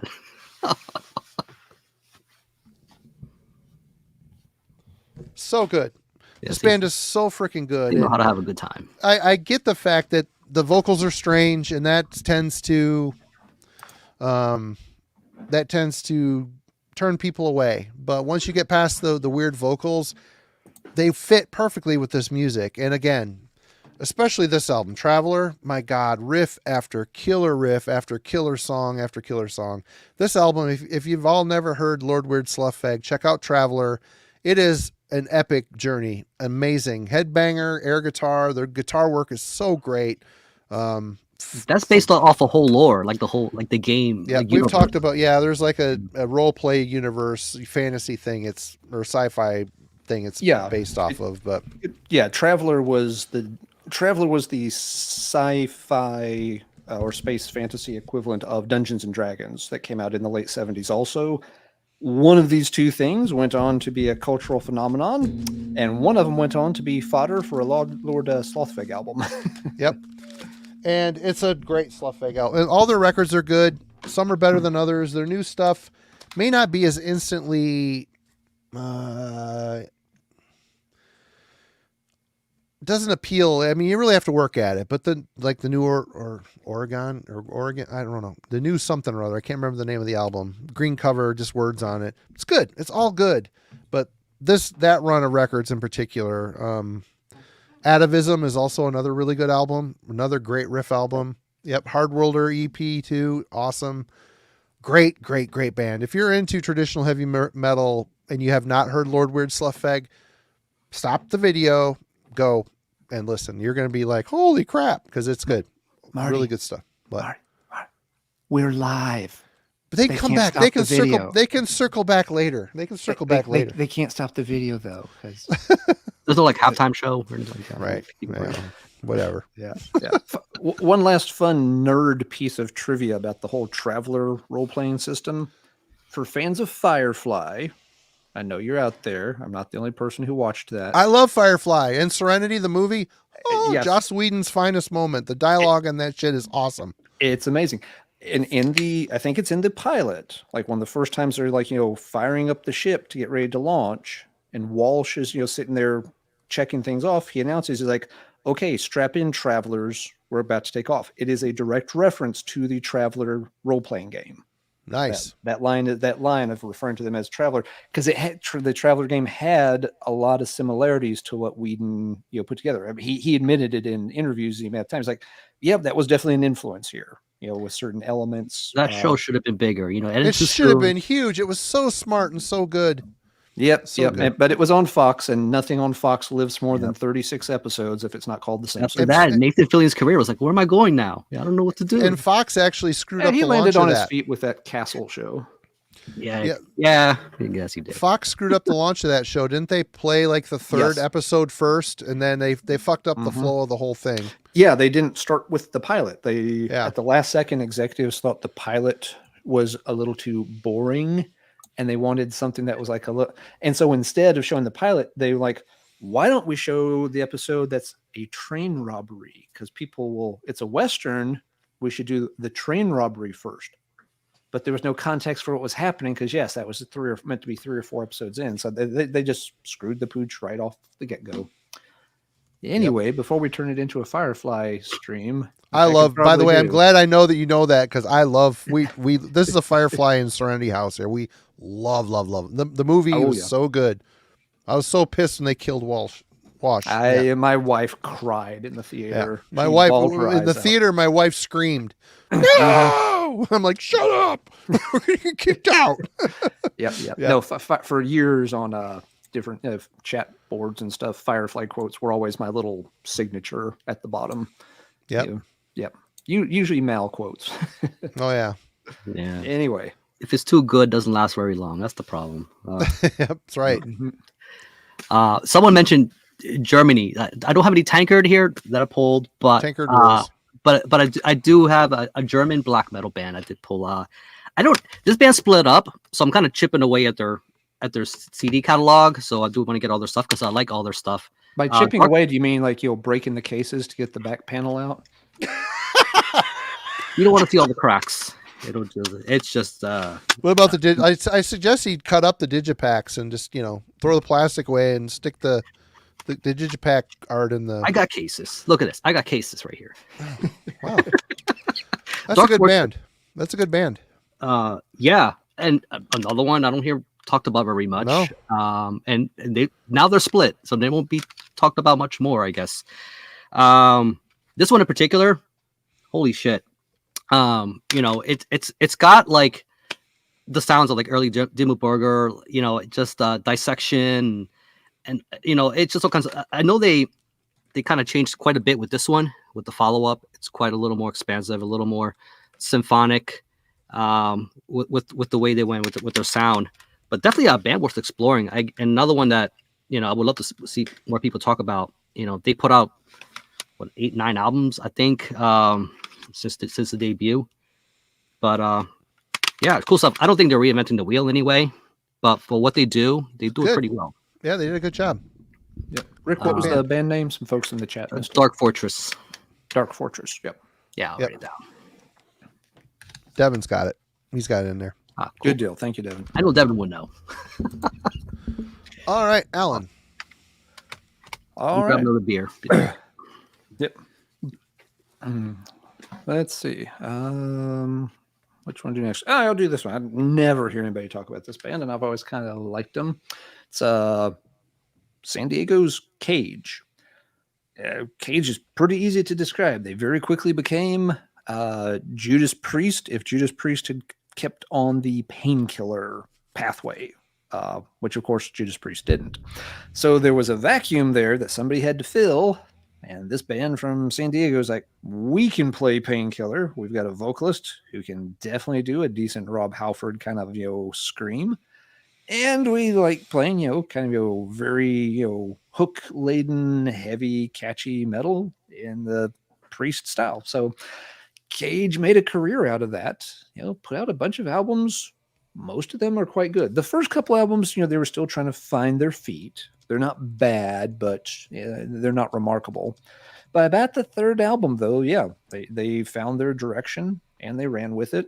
And after 7 albums or so, nobody talks about them. The albums, they leaned in a lot on popular themes for stuff. There's they tend to have lots of superhero based songs about World War II battles, songs about random paranormal things, a lot of cryptozoological songs. They had kind of Christian leaning with some albums. One album's a concept album about the devil coming back and fighting him off and all that kind of stuff. So, all kinds of, topical stuff that metal fans typically gravitate towards, and kind of get into. And I don't know if I've ever heard anybody talk about Cage. It's a shame. No, they're not the most original band ever, but I've heard, I think, all their albums except one. I'm sure there's one that I've missed. And they're solid. It's a good band. Power metal running from the late 90s into the early 2000s. It was, late enough that people were paying attention to the style again. They're not like Psychotic Waltz, where they were just, a great band playing the wrong style on the wrong continent throughout the 1990s. So I don't quite know why Cage never pops up. They're not going to make anybody's, top band ever list, but the albums are solid enough. The songs are fun enough. The musicianship's strong enough that they ought to be discussed here and there. So yeah, if you've never checked them out and you like those bands that do very story-based songs, someone like, for example, Twisted Tower Dire or Mega Colossus, where each song's going to, have its own little theme, tell its own little story. Yeah, Cage is excellent at that. If you ever wanted to hear Painkiller Part 2 and Painkiller Part 3, Cage is the band you were been looking for. So I dig them. fun act, but absolutely it just never seems to come up. Don't know that one. All right. Here's a band. Let's go to Florida. This is a band that's been fighting a long time and varying results, and it's always known as the band that Corpse Grinder came from. But let's talk about Monstrosity, their last album, A Passage of Existence. This album is really freaking good. It's really good. The one drawback of it is it's super long. It's 12 songs. It's a long listen, and my buddy Austin, we were talking about this record today. I threw him out there, and we were discussing what I was going to pick tonight, and he's like, you know what? I wouldn't cut any of the songs off this record, but it's so brutal and so dense. It just, by the time you get to track 12, you've had enough. He said, I don't know if I'd cut any songs off that album because they're all really good, but it's a lot. It's a lot to take. But, Imperial Doom is the one everybody references because that was, Corpse Grinder, George Fisher's first album that was a wider reception. He also sang on Millennium, which the second album by Monstrosity, but he at that point had already joined Cannibal Corpse. So I think that was his just doing it just because he already put the lyrics and stuff on it. But after that, Monstrosity kind of floundered. They put out records, and people like them. I mean, they have their fan base. Again, there's a fan base here, but no one really talks about Monstrosity. I don't know. This record came out. It got a little bit of lip service on the VC. Some people showed a couple of records, but yeah, they don't talk. There's just not much talk. After this, Lee went on to be in an incarnation of Terrorizer with the Commando, Pete the Feet, Sandoval, and another guy, I can't remember his name. They did a good job. That Terrorizer record with Lee Harrison on guitar is really good. So this is Lee Harrison's band. He's a drummer for Monstrosity. He writes a lot of the songs. Great band. I don't have their entire discography, but they just seem like a band that always falls by the wayside. I don't know. What do you guys think? Yeah, I don't know much of their catalog, but I actually picked that up on vinyl pretty recently. But I think I kind of shared some of the opinions that you mentioned, but I still enjoy it. It's pretty good record. It's a good record. It's a lot to take, a lot of hammering. Yep. Yeah, exactly, Damien. I don't know why that record's still out of print. It's stupid. And it sells for stupid money. I would gladly pick up a copy of it, but I'm not paying like $200 for a CD. It's just stupid. Sell before bootleg for now. I have always had the original tape that I got when it came out, but I recently, 2 or 3 years ago, bought a copy on eBay that was really like $15, and I got to thinking it's probably a Russian bootleg. It looks great though. Yep. All right, you're up, Rick. So Alan, what did you think of the last Witchcraft album? Never mind. So this is I'd remove you from the screen, but I'm afraid it would mess up your audio again. So I'm just going to leave you. I already showed Black Metal's my last one. I'll leave it there. No, but this is a band that comes from the same country and city as Witchcraft. They were actually came from the same, from the same scene when all that stuff was happening in the early 2000s.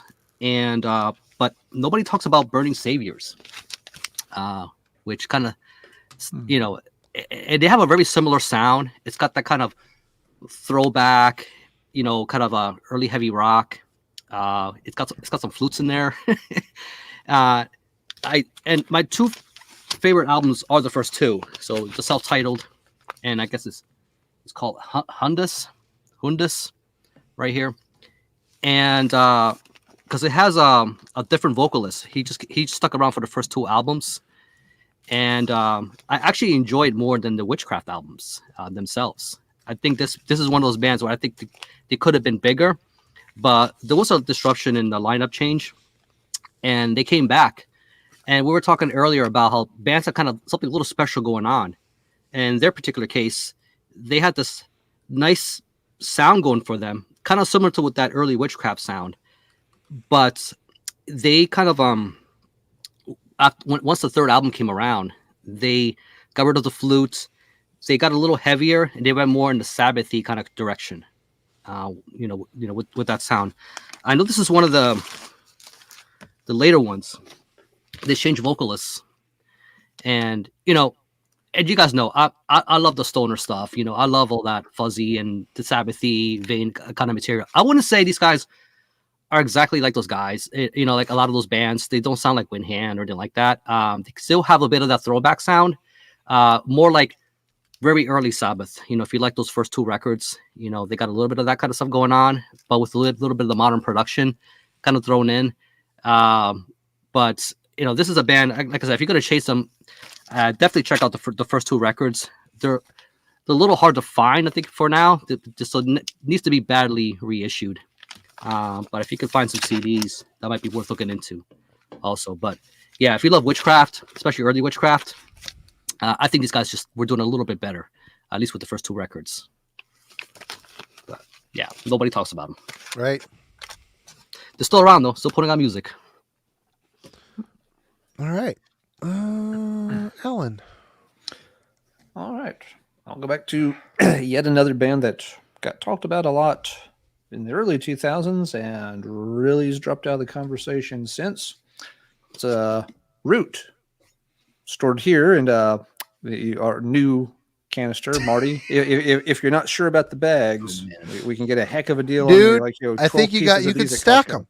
You could stack them. It's smart. You can. And what's even better, if you're hungry while you're listening to it, you can just put your snack right in there too, and store it as well. Yeah. God, you're genius. Yeah. And Marty, the next time your toilet breaks, no problem, man. I think I would need a bigger Rubbermaid. I need something a little bigger. You can break all the toilet cracks in the world are not going to ruin your CD collection. Oh, I see what you're saying. Yeah, if I had only had that system, I wouldn't have lost a third of my collection in the great toilet debacle. We're galaxy braining this shit. This is flood proof. Rick, you are a trendsetter. You see, we've got the thing going, the flow going here. We're coming up with new ideas. Yeah, I can't stop eyeballing that now. You put a Root logo on something, I have to buy it. Rick's thinking, how many CDs could I fit? Would it actually save more space? And really, records, if you took them out of the jacket and put them like in some sort of a dish strainer system, just have the records. If you iron them flat, they'll be like half a millimeter thinner. Yeah. And then it's like you're saving half your shelf space. Aren't you glad you joined us tonight, Rick? There may or may not be a prototype coming. Pilot studies, right, being conducted. Anyway, back to Root. Yeah, this was a band that, again, they're in the earliest 2000s, got on everybody's radar. With when the book was released, and the follow-up here, Black Seal is the one I pulled off the shelf to show. And a lot of folks got really interested in this band. People started working through the back catalog and really liked a lot of the earlier albums, like Hell Symphony. There were, of course, a few people that had known about them all along, like, finally, the band's getting attention. And, after this one, there's another album or two, but it did feel like the quality started to step down a little bit. The band was maybe starting to lose their touch just a bit. And once, like a lot of the other bands I've mentioned tonight, they just kind of got on the shelf, stopped putting out stuff, and people just kind of forgot about them. So I very rarely hear the band ever brought up. Nobody really talks about the albums in depth. And they really did some very, very strong ones. Temple in the Underworld is one I like quite a bit that came out before these. The book is really good. Out weird though. It might be a little just too weird for some people. What's for me? There is a weird quality for sure. The vocalist has a bit of an over-the-top kind of delivery. Very spooky sound, all over the place a bit. So it won't work for everyone. The songs are still pretty tight, given the weird vocals, especially by this point, they had, lost some of the obvious. It was a little more straightforward, but still had a really strong, dark vibe to it overall. But the band just sort of faded out, an album or two there that were less popular, and everybody was ready, I guess, to move on to something else. And they've never really circled back around to Root. But, it's worth exploring too, especially when you covered all bases in metal and you want to look for something a little different and out there. It's like, who's that singer? He's the boss. I know, but who's the singer? The boss. Like Bruce Springsteen sings for a metal band. That doesn't sound right. I had the book, and first impression of that reminded me of Moonspell, especially the Count Chocula vocals. There's an element of that, yeah. Less gothy than Moonspell tended to be, Yep. but yeah, it was a little kind of, some of that same kind of those same dark vibe. But Yep. Root did it much better than Moonspell. Yeah, they kept it a little more underground. I mean, obviously Moonspell branched off into a little more commercial pastures, but the first Root albums, if any, came out relatively early. I mean, it was another one of those kind of oddball black metal releases, from the early 90s, and you had Cargarus is an interesting listen, not a personal favorite, but a lot of folks dig it. So yeah, they tried some different styles. They changed, a bit from album to album. So there's a lot of interesting music there for folks to explore. But they seem to have just kind of died off and don't go. They never float back into the conversation for some reason.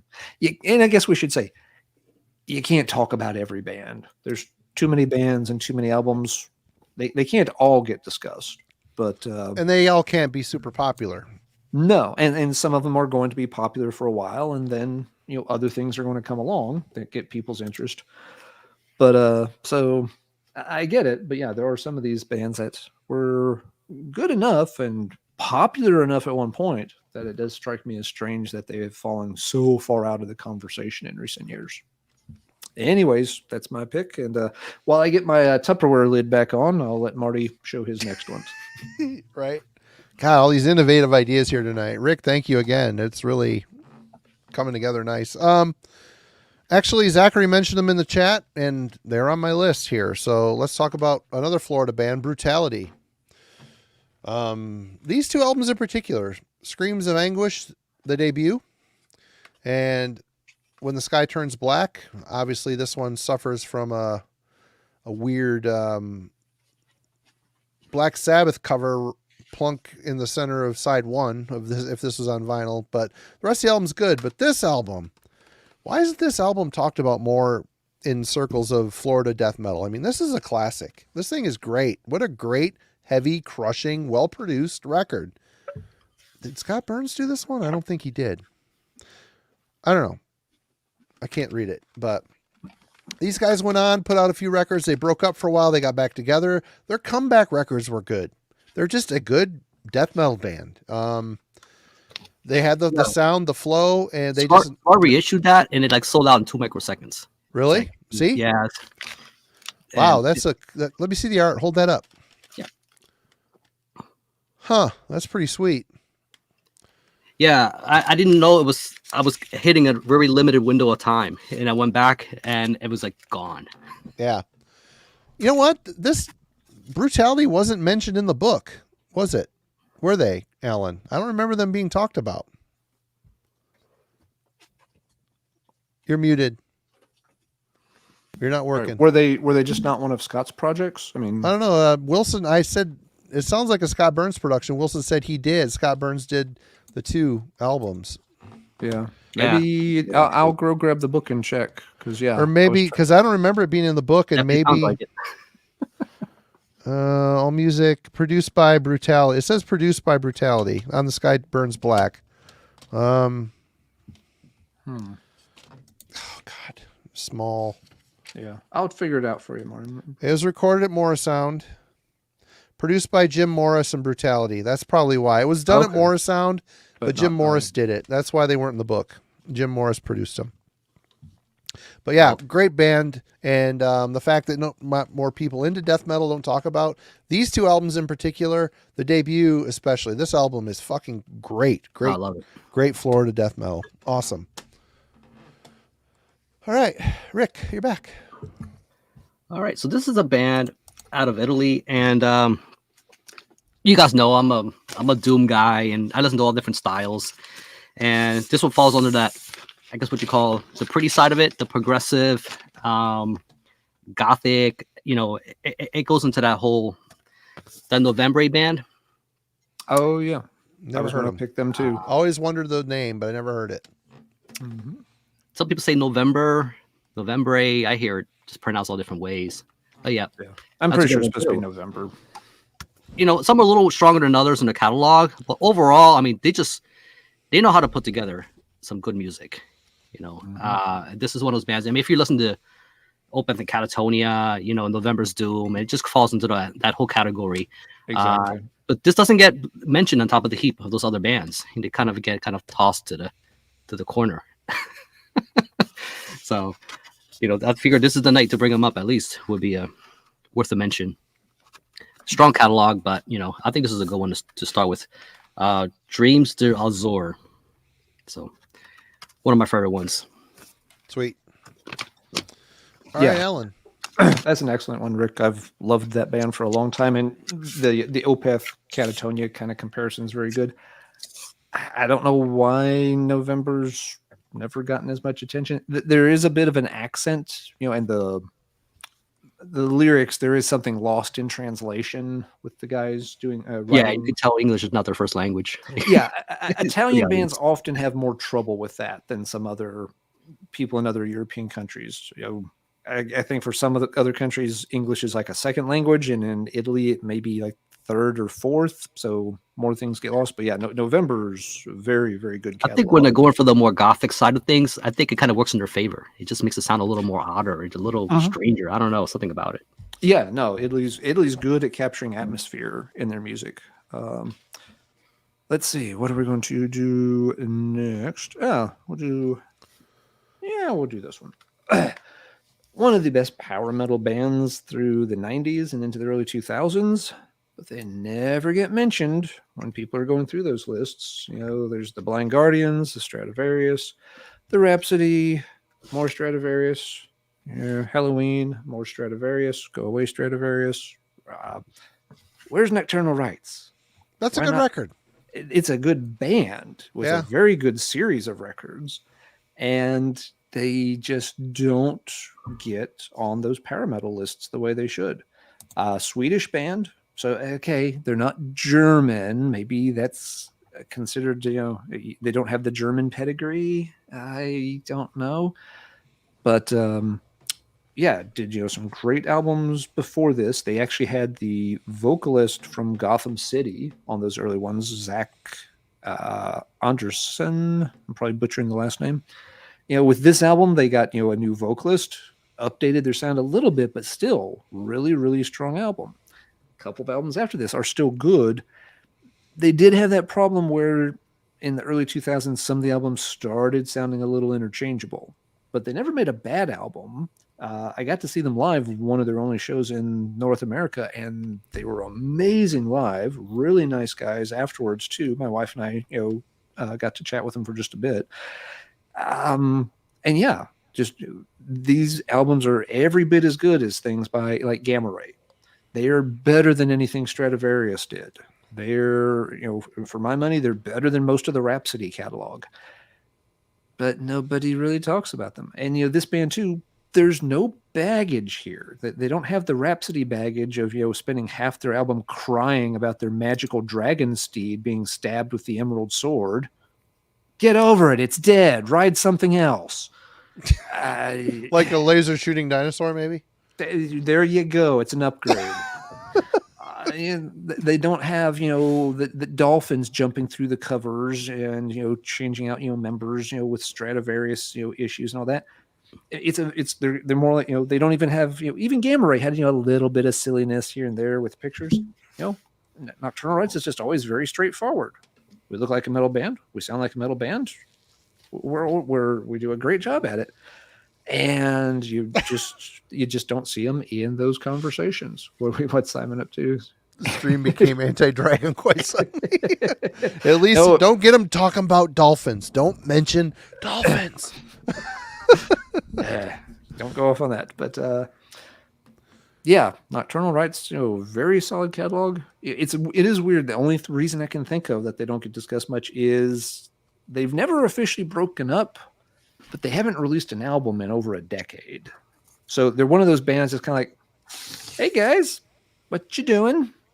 We keep checking in, and you're still together, but you're not putting anything out. What's up? You going to give us any new music? No, but you're not going to quit either. So what's with that? I don't know. I think some folks have basically given up on getting a new album, so maybe they gave up on talking about the band. But excellent European power metal that no frills, no bullshit, just really solid music. That I like the altogether cover. It's got that Emperor Palpatine lightning stuff going on. It's cool. Yeah, and they're and it's absolutely 100% dolphin and dragon free. And Dennis mentioned they were death metal on the demos. Maybe they. That's a good point. Yeah, it's a weird transition to go from a death metal band to straight up power metal. I mean, it is. Keep now, the name. That happened early enough that nobody noticed, except for Dennis, and Dennis gets bonus points for that. Yeah, they were very young, did some death metal stuff, but by the time they did the first album, the first album is a glorious European power metal record. It's absolutely fantastic. So yes, it was a weird change to make, but it was a Swedish band doing demos in the mid '90s. Not many people took note, and I guess actually kind of had some of the Hammerfall guys do the same kind of thing, coming with was it Crystal Age, and then eventually going more power metal with Hammerfall. Well, ceremonial oath. Ceremonial Oath. Mm-hmm. Yeah, but also the same dude that was in Ceremonial Oath was also in Crystal Age. Yep. So the tall, skinny guitar player dude. Yeah. Nocturnal Rites wasn't the only band that really switched into out of the death and into power metal. Huh? That's kind of weird. Hadn't thought about that before. They both did that. Wacky. Hey, Zachary. Actually, I think I've heard Evergrey mentioned. They put out a record here not too long ago, and they were kind of all over the internet for a minute. They're kind of big in Europe, so yeah. I think it's all just who we know and what metal news streams we watch. Mm-hmm. Oh yeah, and no one's going to hear everything or watch everything. So I like the progressive side of them, but they don't get overly proggy. They still keep a lot of the kind of the traditional metal within their sound kind of enveloped in there. Really good vocalists too. Just good band. Yep. All right. This is a band that I've always been bummed about weren't bigger because they're a great band. And they just put out a new record last year, The Shadow Inside by Sadus. I just grabbed this because it hasn't been filed away yet. It was easily to reach. This band, their first two albums, the first one in particular, Illusions, Chemical Exposure, you're not going to find a more ripping, completely acidic, scathing thrash band. So good. I will champion this band to my death. And as they went on, they got a little bit more proggy, and Steve entered into the death sphere. And so you listen to an album like A Vision of Misery or Elements of Anger. You can hear the death influence on some of the music, but Darren's vocals were always raspy and shrill. But they'd go out on tour as a thrash, a violent 3-piece thrash band with Obituary. So they tried to sell the thrash thing through the death metal era, which maybe people didn't want so much. But I've always loved this band. And even though DiGiorgio is not on this record still is it exceeded my expectations. I picked it up. Yeah, I love it. I bought this going in knowing that Steve wasn't on there. I'm like, this isn't going to be good. But, man, it's good. Darren did the bass on here. Is it Steve DiGiorgio? It's not. And he's missed. But the songs are still lethal. Great. Yeah, I mean, they kind of fell off, but if you listen to those records, they may not be to your personal taste. They're still really good records. Their last album, Out for Blood, I want to say was the name of it. There was a couple songs on there that were a little groovy. I'm like, uh-oh, here we go. But the rest of the album was pretty decent. This is a comeback to Jesus type of moment. This is a great record. And this is a band I wish was bigger. They, during their formative years when they were really kicking ass on tape and LP, only a small niche of people were saluting, which I think it's kind of a drag. But, yep, Sadus. Rick. Yeah, a band that just slipped through the cracks. Slipped through the cracks, for sure. I gotta say though, I didn't pick up a whole lot of thrash last year. Like for some reason, a lot of it did not appeal to me as much. But that's definitely one I did pick up. And even then, they kind of tried that line of death and thrash, kind of all in one. It was a good listen. Okay, gonna take a different direction. So this is a band I feel like it's not so much not talked about, but not taken as seriously just because of what they do. But I feel like if you take away the kind of the gimmick, and just go for the music as it is, it's a good band, you know. And these are people who are fans of this genre. Talk about landfill of municipal waste, a cannabis corpse. Yeah, you saw that one coming. At some way, shape, or form. You know, it's just, again, I love the not so serious stuff. but they got a serious sound. These guys know how to play, man. They do death metal well. They parody really, really well. But they got their own thing going funny. on. Their too. parody is funny. It is, man. Their song title is like the whole deal. You know, this is the last thing they put out. So they're due for another record. But it's just fun. You know, it's just kind of going through the catalog. So like I said, this is, you know, you see it around. Some people may look at this, just laugh and just walk away. But but it's good music. Cannabis Corpse. Yeah, members of what? Iron Reagan and Municipal Waste. I mean, it's just fun. All of it's good. It's fun. You're right. Good stuff. You know, but people dismiss them. You know, again, there's like a joke band, but Yep. they make good music. Skull full of bong hits. All right, Alan. All right, let's see. Logan brought this one up in the chat earlier, and they had crossed my mind for this topic, but then I forgot to pull them, so I just went and grabbed it. It's The Devil's Blood. Hard one, dark cover. So now let's see. Logan had mentioned Thousandfold Epicenter. This is Time of No Time Evermore.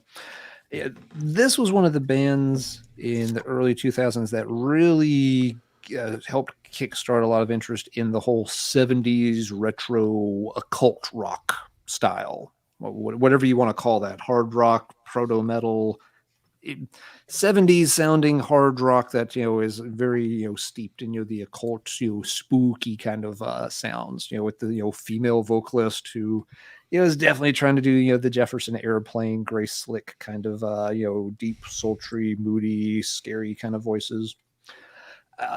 Devil's Blood was one that blew up on MySpace. So that right there kind of tells you the era that you're dealing with.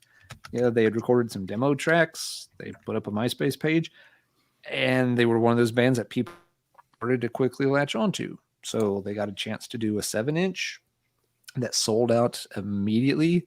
It may have actually been an early one on Van Records. I can't remember if the single was on Van or not. Doesn't really matter. But then, yeah, you know, they went ahead and they recorded 2 albums that are very good if you like that style. It's not for everybody, but you know, yeah, I liked both. I liked the single, liked the demo, liked both the albums. They did an EP in between the albums that was really good. That I traded something for the EP with the vocalist from. He was vocalist for October 31st for a little while. I'm drawing a blank on his name right now. Really nice guy. But yeah, they don't come up much. And it's funny because this style is still quite popular. You've got tons of bands putting stuff out like this all the time. Lucifer just put out their 5th album already this year in this vein. You have, you know, tons of other bands doing this. But the Blood Ceremony from last year was pretty good too. They kind of play in that occult kind of style too. Yeah, there's lots of them, and they're not bad. It's not a style. I don't check out everything in that style because some of the bands to me become very samey to each other. But Devil's Blood, even though they played a big role in popularizing it, they don't actually get mentioned much anymore. And part of it is, yes, the band fell apart. The last album was like half finished when they broke up, and it got released, which maybe it was, you know, contractual obligation or something. I don't know. It's not very good. You can definitely tell these songs still needed a lot of work. So that kind of, once again, they kind of go out on a low note. Some of the members resurfaced in a band a few years ago, and I do not remember the name of the project. Logan I just put it up. GGG Gold. It's Gold with 3 G's. With some of their members a bit more post-rock gothy, but I really dig it. All right. That's not the one I'm thinking of. It was something, yeah. I haven't heard of this project that Logan's mentioned. They had a different project, I want to say like 2021, maybe late 2020. It feels like it was early in the COVID cycle. And it got a little bit of, you know, hype just because it was, former Devil's Blood members. Here's their new project. And some people played it and was like, yeah, it's kind of good, but it got no follow-up at all. There was never much discussion of it. I listened to it once or twice, and to be honest, I didn't think it was very good. It was one of those things like you bookmarked it on, or you did it on the wish list on Bandcamp for a while. We'd go back, play it a few times. Like, yeah, do I want to buy this? I don't think so. Yeah, let's try it again a few weeks later. I think I'll buy something else today. And eventually I just realized, I'm not going to buy this because I don't think it's really that strong. So and I haven't heard anything about that project since. So I'm not sure if it gained any traction or not. But yeah, Devil's Blood did some really cool stuff there for a while. They were kind of almost a flash in the pan band in a way. They came, they made a noise, they got a lot of attention, did a couple albums, but then poof, they were gone, and they just don't get into the conversation much anymore. You mentioned someone from October 31 sang with them for a minute. The only other person I can remember singing... Sorry, if I said no, I got one of their EPs from the singer in October 31. So no, there wasn't. Okay. I was saying the only other guy I remember singing for October 31 was Tony from Twisted Howard Dyer, who passed away. No, it wasn't Tony. It was. I'll look for it here while you do your next pick because now it's bugging me. Speaking of October 31, King Fowley will be on next week's stream. We thought it was this week, but we checked the dates next week. King will be on with us next week. We're talking about the year 1988. So tune in next week to see Mr. Fowley back in action. It's going to be a long stream. I'm just calling it. It'll be 3 hours of him saying which thrash band sucked then. But all right. Yep, they are on the thumbnail, and this is a band I've always liked since their very first album. It's not a band; it's a one guy, Shamati, from Arcanum or Arcanum, however you say that. This is a later album, Fenris Kinder. I've always liked this band. On this record, it's a little more punky, but it's really raw, and the songwriting is so catchy, and I've always liked his vocal style. He was a drummer at one point in the band Grotesque, which was pre At the Gates, another Christian Wallen band who was Necrolord, the artist. He went on to be in Liars in Wait and some other bands as well. But I've always enjoyed the shit out of this Arcanum project. Never really a bad record. I've got them all. Some are better than others, but it's all been relatively consistent. This one I really like. There's just a punky snarl in the bass tone and just a more simplistic, hard-hitting blast attack. He's a great drummer, so the drum work is always really good on here. It's not one-man drum machine black metal. It's actually a real drummer kicking ass. He always had the mask. It doesn't really show in this picture. He always had that stupid green mask he'd wear. When it was obscured, it looked cool, but when it was like a full-on shot, it's like, oh, dude, lose the mask. But Arcanum, great band. It's, they started out on Necropolis Records, and they got held up in legal mumbo jumbo for years and years and years after Necropolis fell. So it was a long time. The first 3 albums came out on Necropolis, and then there was a long period of inactivity until all the court shit straightened around. And once that came, he started putting out records fairly regularly. The band is done now, but he put out he got a little more anti-cosmic as it went. So, I mean, there's a little of that Red Dragon, he was like Pan. It was like Pan forest worship early on, and then it got more anti-cosmic. So, I don't know. The whole ideology of that crap, just whatever. In one ear, out the other, doesn't matter. But always been a good band. The first album in particular, I love how atmospheric and cool that record is. Good shit. Great band. Not many people talk about that band, for Sweden. It's a Swedish project. Kind of seems like it falls through the cracks for me. What do you guys think? Don't know that one. I did see the big hype sticker on there, and I know what you're going to ask. When I put myself in the sleeves, what do I do with the big ass hype sticker on there? Well, you obviously wipe your ass with it before you throw it in the garbage. Get a little bit of goo gone. I attempt to take it off. And if it doesn't work, I do keep some stuff in the cases. If it's a special case, like a special colored case or whatever, I don't put everything in sleeves. Come on, people. Whatever. But Rick, these come in tinted colors, so you can just match it up to the original jewel case. I got a special box for those already. So I'm ahead of you. Solving problems here tonight. It's great. Here we go, Rick. Well, I'm a New Jersey native, and somebody brought up a band. It'd be kind of a crime not bring them up. Symphony X. So, Yep. So I pulled this one. Oh, yep, that's a good one too. This is a band that has a consistently good catalog, man. It's just amazing. Like, it's just like this is like something that I always think about. Like, if you're gonna go to music school or learn kind of this kind of thing, but you don't like Dream Theater. Because they're, I don't know, like these guys, like I feel like they go somewhere. Like with Always love their vocalist. What is it, Russell Allen. Yep, Russell Allen. Yeah, what a great singer, man. This is their. He got a bluesy. He's got the same kind of bluesy croon that like Jorn Landa does. They have a project together. They complement each other really well. They're great singers. Mm-hmm. Yep. Anyway, sorry to interrupt. Great band. This one here, it's just interesting. Like, are they all like this? It kind of just opens up like this, and it has this like this, I have the CD in a separate sleeve actually, but it has this real weird gimmicky way of opening up to access the disc. So that can get annoying. What a pain in the ass! Yeah, I was say that's a pain in the ass. So, oh no, here it is. But yeah, I don't know. Good band. Definitely consistent. They have a pretty good catalog and a good number of albums. I don't even know what to tell people to begin if you're gonna get into this band. I guess start with the early stuff and move up, I guess. Yep, they are from New Jersey. Someone asked in the chat. Middletown, yeah, not too far from where I grew up. Yeah, they got a little heavier over time. So if you like listen like the first two albums versus something around, well, there's this silver covered one with the angel on it.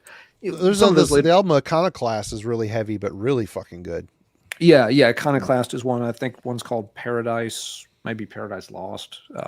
Yeah, those albums, have a heavier vibe than some of the very earliest stuff, but yeah, they're still pretty consistent. Yeah, like Zachary says, they're phenomenal, but they don't get mentioned nearly as much as I think they should. They don't. A U.S. power metal band. It's it's just not a style that's that big in this country. That does I think kind of work against those bands. They'll get a lot more attention and press overseas than they ever will around here. Yeah. All right, Alan. All right. Rick keeps stealing my picks here late at night. Let's see. All right. We mentioned some Viking stuff earlier. This has always been my favorite Viking metal project. It's a style I like, but usually in small doses. And I do feel way too many bands kind of tread the same water. But Mythoton always did it extremely well.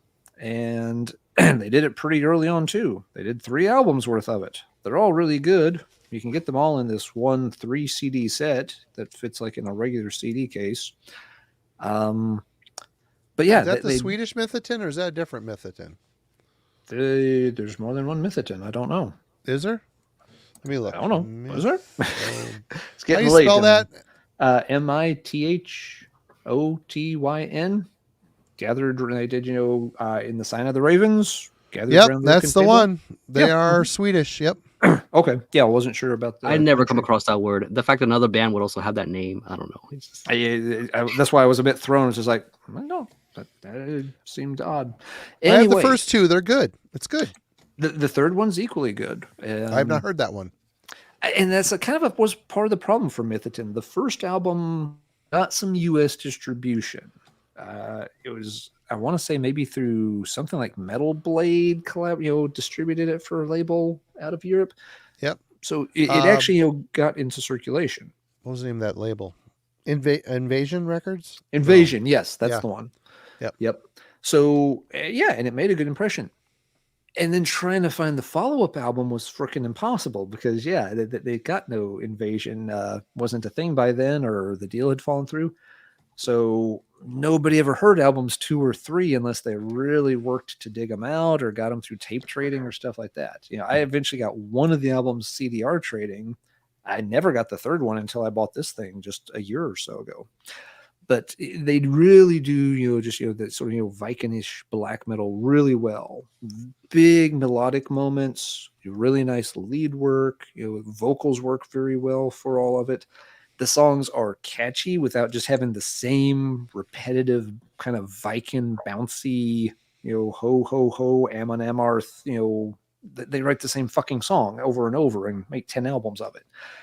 Netherton didn't do that. Really good take on that style, but they don't get much credit for doing that style. Yeah, again, you say Viking metal and people want to think, Bathory, Enslaved, Amon Amarth. This band should be right there in the center of that conversation, and they're just not. So it's a shame. They're excellent if you like that vibe. Yeah, again, you can get the whole 3-album package, right there. It's not a hard or expensive item to dig up, and it's very, very good. All right. The cover doesn't tell you a whole lot, though. Like, again, it's on that collection. It doesn't. No, on the individual albums, the covers, the covers are cool. Yeah, they're weird but cool. And another Invasion band that was picked up by Metal Blade was Midwinter. The sign of the apocalypse dragon, which I liked. I mentioned that when Tanner was on. He's like, that album sucks. I'm like, I don't know. I like it. I thought it was good. I liked it back then. I haven't heard it in 20 years, so I can't really comment on it. I don't remember it that much. But yeah, at the time, I thought it was cool. Yeah. Somebody mentioned earlier now, I don't think this was an Invasion deal, but God Dethroned had the same issue where where Grand Grimoire got U.S. distribution. Yep. You could find it easily, and it was really good. The one after I remember wanting the follow-up album so bad, and it got no U.S. distribution. Yep. I saw them on tour with Satyricon during that era, that and the Ravenous, or the one after it. I can't remember. Mm-hmm. But they were great. Yeah, just didn't get the distribution. Yep. Yeah, they got it for one album, and then you couldn't get them, so eventually you just kind of gave up, and they fell off your radar. There were several bands like that. Lord Belial had that issue. One band that didn't, Amon Amarth, kind of was around that time, and we got plenty of their albums. Well, they started out being kind of in that group, but then they got picked up by Metal Blade and got the push, but they were their early albums, One Sent from Golden Hall, a couple of the that others was the first one that got that, was in that kind of distribution, splurge right there in the very late 90s. And that shit was really good too. I was like, wow. I mean, they fit really well in that group, but they rose above the rest because of the push, Yep. For some reason, that's the one we got stuck with. They're okay. I'm shitting on them more than I should, but I find their albums just very, very, very repetitive and interchangeable for the most part. Yep. Oh, well. All right. People are going to say, why the hell did you pick this band? And I don't know if I'm right here, but this band is still active. They're still very popular, but they're one of those bands that are just always around, and I just don't hear many people talking about them. Until a new album comes out, there's a bit of a buzz, and then it, like most things, it dies down, because let's face it, one of the big things is there's too many bands, there's too many albums. It's hard to keep up. It's hard to maintain excitement. Most of us, we're all searchers. We're all collector scum. We pick up a bunch of things and listen to things a couple times, and then it sits in a pile until we file it away, and then it's definitely going to be a while before we turn around and listen to it again. But when these two records came out, there was a hell of a buzz around Vader. Yeah, De Profundis, Black to the Blind. These albums, mainly because of the drum performance of Doc and the riff writing and Peter's vocal style, this band was writing crushing, awesome, well-written, perfect death metal. And guess what? They still are to this day. Their last record that came out is great. But, this band will come through Detroit. I had a friend down there, Jeff, who lives down there, and he went to see Vader one day in Detroit, and there was 30 people there. Almost 30, geez. Yeah. I mean, it's kind of a shame. And people in Europe, this band is probably still great, and people love Vader. And again, I could be off here, but it just seems like the buzz when a new Vader record comes out is very short, and it goes away very quickly, and it's on to the next. I mean, they've maintained their style. They maybe to the point where people are tired of it. I don't know. I still like it. I've got the new record. I think it's really good. But again, I have not. If I'm going to listen to Vader, it's one of these two records. Black to the Blind or De Profundis, especially De Profundis. This album is so good, so well written. It just kind of seems like their heyday's come and gone, but they've been around long enough to earn the respect that people still dig it. But yeah, I don't know. What do you guys all think? Chat, the panel here, what do you guys think of Vader? Should they be on this discussion?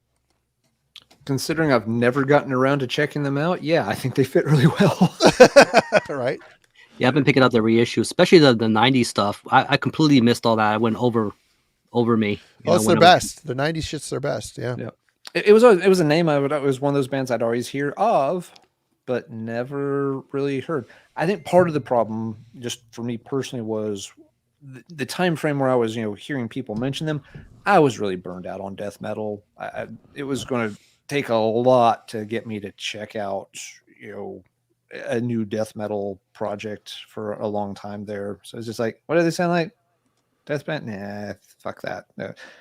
Black metal, power metal, doom metal, new wave of British heavy metal. Sure. Death metal. I got very burnt on death metal for quite a while. And so, yep. But then what happens is it never got checked. It gets reissued and all of a sudden it starts making the circuit again and people start talking about it and, for that brief period. And that's how, those albums get rediscovered again by people who missed out during that time. Yep. That happened to me with Decapitated, Went back to those earlier albums. Yep. But yeah, and Vader, I mean, they're in the back of my mind. Like, I should really go check those out. They just never quite float to the top of the list. When I'm typing something into YouTube to get the playlist started while I'm grading papers, I always remember Vader 30 minutes later, but then I'm already listening to something else. Yep. Cool. Well, I felt weird putting them in this list, but I just don't see the buzz around them like I used to. But anyway, I'm going to use a little boys' room. Rick, you're up. All right. So I pulled these two full lengths. Interesting that Marty left because I actually have a record he sent my way. I can hold it. I can hold it for a second. What you got? Swedish black metal, Drapsnap. Oh, yep. Good band. I'm gonna go pee now. Yep. Okay. They put out 3 full lengths. I will be listening. And just remember to turn off your mic. I'm just saying. That's one thing Tony didn't do when he was on. That was funny. We listened to a guy pee on Heavy Metallurgy. It was great. So I'm just missing the one full length. So I will go back and grab that one. And I got Skelefat. So being that it's Swedish, I can't read any of it. So all I can comment on is the music. So Jake from Upside Down Church actually sent this my way at one point, and Marty sent me this one. So that's how I came about these records. And I completely would have missed out on this band. This is not a name you hear very much at all. But I think it kind of caters to the kind of stuff that I'm about when it comes to a lot of music. I'm a very moody guy. Like, I'm all over the place. And I feel like it resonates really well with this style of black metal. They're kind of listed as atmospheric black metal, but they're really all over the map, man. Like, the atmosphere is there, but they can get pretty depressive, but not in a way you might think. It's not like DSBM in that kind of extent, but they do hit those sour notes and those minor chords that kind of puts you in that, in that state. But the music can be pretty and uplifting and take you right back down again. So it just rides like this. They can get riffy, really expensive. So it's really hard to describe their sound. I do hear a little bit of, the band Skogan, it's another Swedish band. They kind of hit in that kind of style. There are elements, a little bit of Forbidden Tomb, but not as depressive as those guys. But they can get you in that kind of mode. Again, it's really hard to describe their sound. They're definitely not a one-note band. So like I said, I'm just missing the one full length, but and they're no longer active. So it should not be too hard to pick up their catalog. But if you are a moody person and you like a little bit of different stuff going on in your black metal, these guys kind of take you all over the map. But really great band for the short time that they were putting out stuff. And to this day, I hear nobody bring bring these albums up. Nope. They Not don't. at all. They don't. Yeah, good band. So, once again, thank you for sending that to me because I really did enjoy it. I don't know if That's I what ever we told do. That's what we do. We share shit. It's all good. you. Jake sent me that other one. You did? Go figure. Nice. Perfect. All right. Alan. All right. Let's go with another legacy U.S. band. This band has a 44-year career at this point. It literally goes back to 1980-ish for their first release. They've never been very big in the U.S. They do get some attention overseas, but catalog is a pretty crazy one. Talking about Virgin Steel. Not a band most people talk about. That's a good album. This is an amazing album. Yeah. This is like Manowar without much of the cheese. There's a lot of Manowar on that record. There's a ton of Manowar, but again, it's more like the Hail to England kind of Manowar instead of the, Hail and Kill Brothers, Atlantic record years Manowar. Or the Disney albums. Or the Disney albums, or the albums where they're just, too full of themselves kind of stuff. Yeah. Virgin Steel's got, a long and varied catalog. I don't know if anybody's going to like all this stuff. I think Alan's just trying to get even, because just pulling my picks. Yep. Yeah. But they've got good stuff from different eras. They're still around. The albums in recent years have not gotten a great reception. Some fans, of course, enjoy them, but a lot of people feel like, DeFaze is way past his prime, and it feels like he's trying to just kind of redo the same idea over and over. I haven't even heard the last one or two. I just haven't checked them out. But again, for a band that's been around this long, has a long catalog, it's amazing how many people either have never heard them or have heard maybe one album by them or two albums. Like, oh yeah, I heard the first two albums back in the early 80s. All right. What about the other 13? They made 13 more albums? Had no idea. So yeah, the 90s run is actually really, really good. That's where Invictus came, the Marriage in Heaven and Hell albums. Those tend to be fan favorites. They did some really good stuff there. It's kind of funny. A couple of their albums have a reputation for being kind of cringy in like the glammy, sleazy style. Those are more like from the late 80s. They really aren't. Some of the songs on them lean in that direction for sure.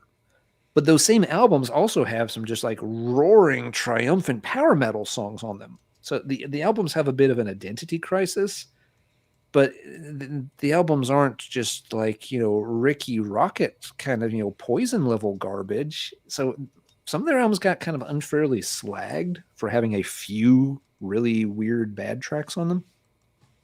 Later albums get, much more into kind of the big operatic storytelling stuff. You have, the two House of Atreus albums, and that feels like the vein they've gotten stuck in recent years with Blacklight, Bacchanalia and others, where it's just like the albums go on and on and on, and there's just tons of piano interludes from David, and they just kind of feel bloated from the ones I have heard. But there's so much good stuff there, delivered over such a long time in so many different styles, that it's always surprising how little attention this band gets. You already described them as a Manowar without the cheese. Usually the cheese is the best part. Yeah. But when it comes to this, maybe not. Well, yeah. Once again, though, it depends. There are some people that like that, cheesy element, but there's a lot of people who don't like Manowar because, once again, it's a serious time. We don't need that silly stuff in our metal. It's like, okay, then play this. Go get this one. And strip the cheese out of it. And this is how awesome it can be. You get the first 3 or 4 Manowar albums, and yeah, cheese free. You get the good stuff there.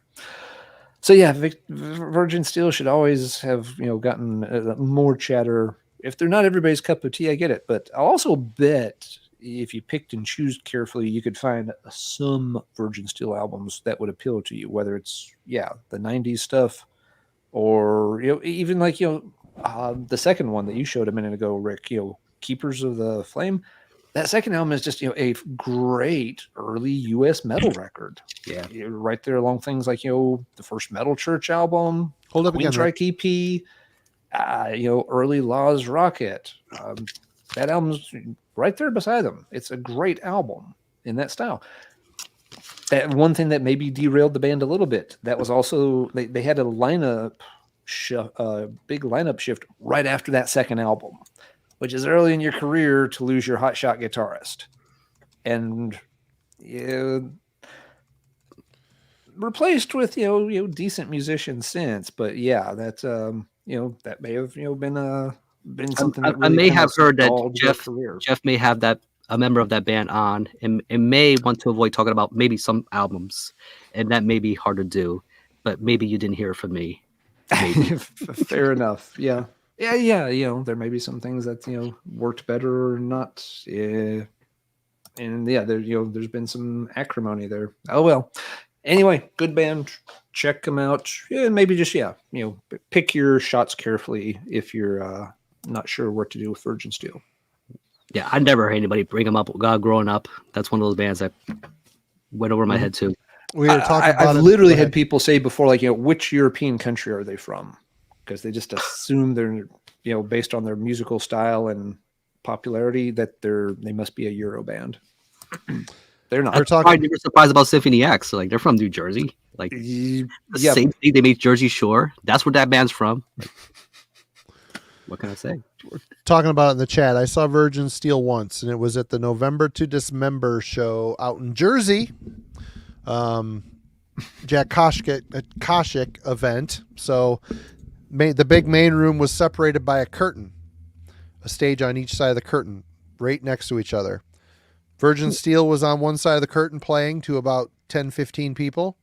Deceased was on the other side of the curtain playing to a bunch of people. I was floating back between the curtains. I was covering it for Maniacs.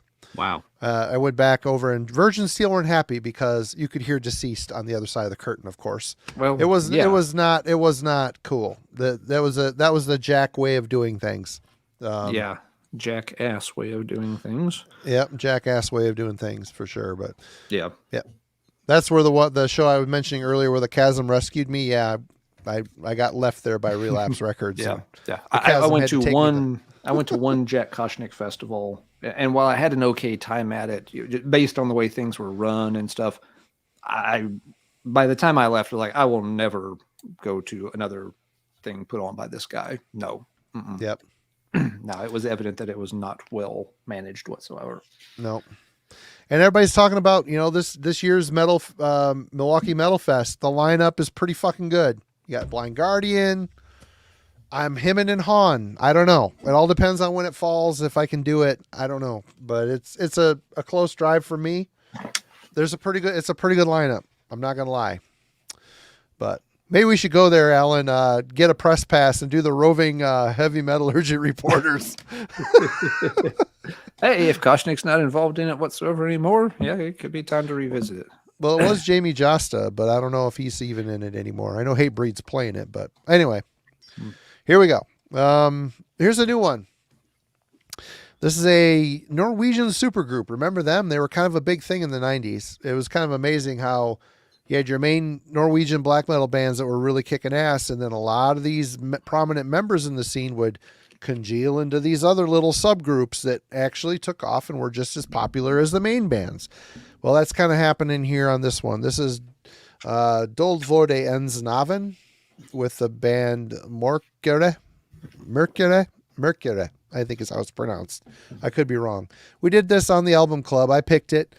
I love this record. The two key prominent members in this band is Hevard from Ulver and Vikotnik from Dodheimsgard and a bunch of other shit as well. Basically, if Dodheimsgard is a little too weird for you, Doldvorde Ensnaven or Dovin or Oven or however it looks on the cover here. It looks like Oven. It looks like Oven. This sounds a lot like Bergtot, a little more modernized version of Bergtot with Ulver's Bergtot with Vikotnik singing on it. I love this record. I think this is great. And this really bums me out that more people aren't talking about this. There's, the Norwegian scene had its heyday, and then it kind of splintered off into bands that either went weird and electronic, like Dodheim's Guard and other bands, Limbotic Art, a bunch of other ones, Mysticum, and then there's bands that like Zyklon that were like techie kind of turbo death metal, modern death metal stuff. You know, bands like Tolka, they maintain the black metal spirit all the way through. And this is great, man. I really love the feel of this record. I like Havard's guitar playing style. I like his classical stuff. It's just a really good mid-90s sounding black metal record. And there's an EP that came out before this too that's good, but it's not as good as this. This full length is really exceptional. The cover art sucks, man. I just do not like the cover art. I get it. The black and white contrast. I get it, but it's just kind of blah. But I'm really curious to hear what the next album, if there is a next album, what it sounds like. But I'm kind of surprised and kind of bummed that that not more people are talking about this. It's good. Dold Vorde ends Naven with Mikere. Yeah, very good album. We did a album club on that quite a while I've ago. never heard of it, until you did the album club. Yeah. Just trying to pronounce that. Oh, man. Excellent. This is all Mikere. Yeah. Yep. The difficult pronunciation, the weird, the poor font choice, those little kind of things do add up and can keep people from checking albums out for sure. Yeah. But yeah, that is a good one. Let me put it in the chat here. Dold. Good idea. Yep. Some Yeah. folks were asking, yes, what the oven metal band was. It's like, it's good music. They really get to cooking. Shit's kind of hot, but I'm just going to quit with the oven jokes now. There you go. Rick, you're back. All right. This is a death metal band that it's made a bit of a comeback, and they're a Metal Blade, but they kind of disappeared for a while. But again, really good, but I don't feel like they get brought up enough. Defleshed. So this is their latest one. Grind Over Matter. They put out a couple albums in the 90s. Vanished. Under the Blade was a blaster piece. Yeah. It was so catchy and just super great drummer. Yeah. But why name it after Twisted Sister album? I don't know. It's still great. A great record though. I haven't listened to that in 1,000 years. I picked up. They were reissued on at least on tape. Those are the ones I picked up from their earlier catalog. It's good stuff. It's got the brutality and and technicality, just the way I like when I'm in the mood for that stuff. These guys know how to do it really, really well. But yeah, if you see it on the cheap, on Metal Blade, definitely pick it up. I mean, those you haven't explored it. But yeah, Defleshed. I don't know why nobody talks about them, but good band. I guess maybe because they disappeared for a while. That could be a good reason. I think it still has all the original members too. It's not like they had a big lineup change or anything. Wow. Yeah. So yeah, good stuff. Yep. Yeah, even when you said Defleshed, it didn't immediately click like, oh yeah, Under the Blade. People loved that album when it came out. It got talked up a lot. I did. I listened to the shit out of that record. It's so Oh, yeah. catchy. What was the one after it too? I can't remember. Not a clue. Let me look it up. Fast Forward. Was it Defleshed? Sweden. It was Under the. Yep, you're right. Fast Forward. Yep, that's the one. Yeah, that was good too. You bring up Never heard of that top 10, top 20 death metal bands. Defleshed is not going to be on that list. No, People just they're not. won't bring it up. Nope. Nope. Yeah, Glenn. Alan picked Unleashed earlier in the stream. Yep, I started off top of the show with Unleashed. All right, Alan, you are back. All right, so let's see. Getting close to the bottom of the stack here. Yeah, I got 3 left. I got 2 or 3 left too. Well, I have 4 left. Sorry, 4 left. Let's see. This band, liked them. They had their moment, did a few good albums, but then fell apart, disbanded for reasons. Gates of Slumber. So some epic doom metal from the earlier 2000s.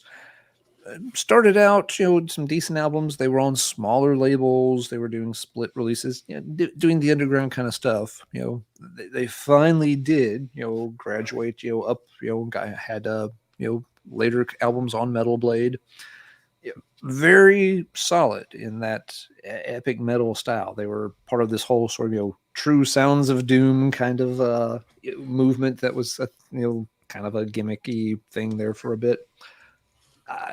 they do exactly what you want a doom band to do. They're heavy, they're depressive. They've got all the kind of right themes. A lot of Robert Howard kind of fantasy tropes in the artwork and the song lyrics. They did a song about Howard. So yeah, they worked incredibly well for a while, but they had some lineup issues. They always had kind of bad luck with that. Hey, thank you very much for the. Sorry, I'm having trouble reading the name on the screen. Fuck is the name on the screen. Okay, but it does say fuck. Okay, well, fuck yeah, thank you very much. I appreciate that. Yeah, thank you so much. And hugs are always welcome. I come from a hugging family, by the way. I'm a hugger. So cheers. But yeah, they had to switch drummers a couple of times. They had to switch labels a couple of times. So there was some inconsistency here and there, just in terms of keeping stuff rolling. There were some later substance abuse issues and things going on. One of the key members died, and that kind of brought the project. One of the to members a halt. went on to release this kind of like a one-time thing called Wretch. It's pretty good. I kind of wish they kept on going with it, but I don't know. It just wasn't a different headspace at the time with everything that was going on with the band. Yeah, and I can understand why he kind of at that point wanted to put a pin in it. They've since reactivated the Gates of Slumber, but haven't put out any new material to my knowledge. Excuse me, I'm double checking that at the moment. There was a live album from 2020, but yeah, other than that, nothing new since the last EP back in 2013. So Doom's always in kind of a funny position. We've talked about it before, but it's not the most popular style of heavy metal. We notice that trend when we do doom metal topics on streams. They get viewed a heck of a lot less than things on other styles or genres. So maybe it's just a combination of it's not the most popular genre. This was never the biggest name band in the style. And they've already come and went. It's been a decade, essentially, since the last new material.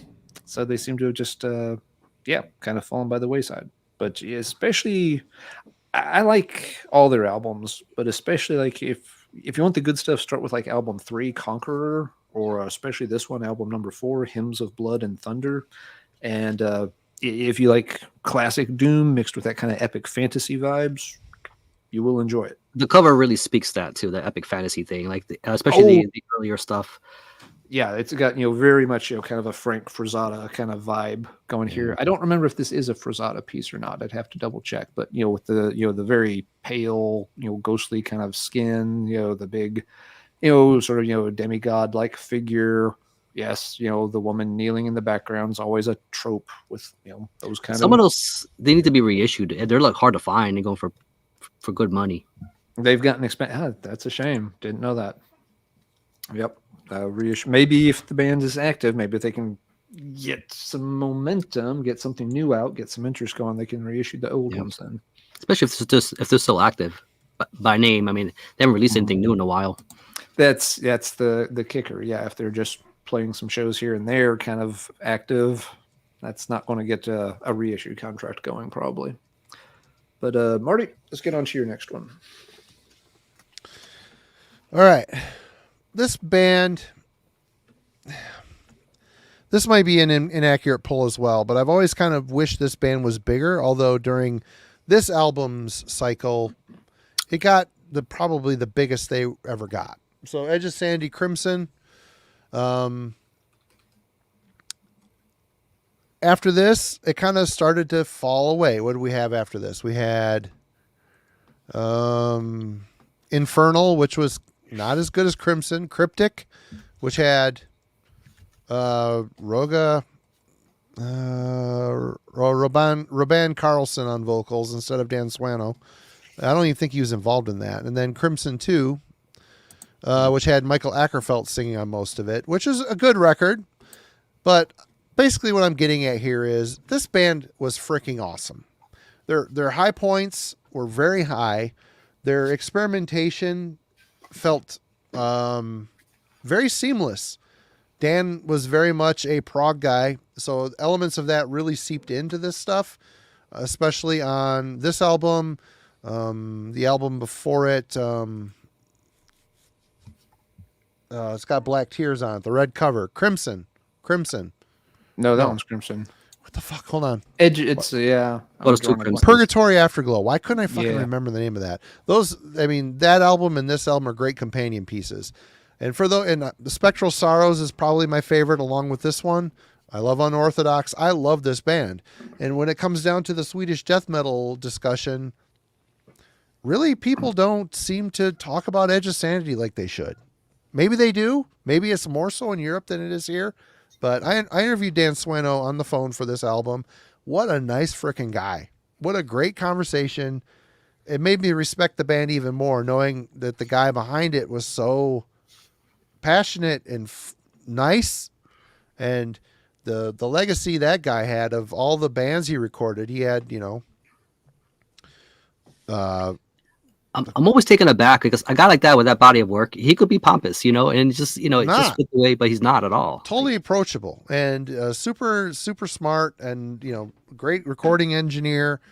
I don't know, but this is a band that they might have been right on the cusp early on of the second or third tier Swedish death metal sound, but it evolved and it got more interesting and more colorful, a little bit more Marillion injected if you want, but great band. And granted, they're not around anymore. I mean, Dan and his wife, they put out Swano merch. As you can look them up online, Swano merch.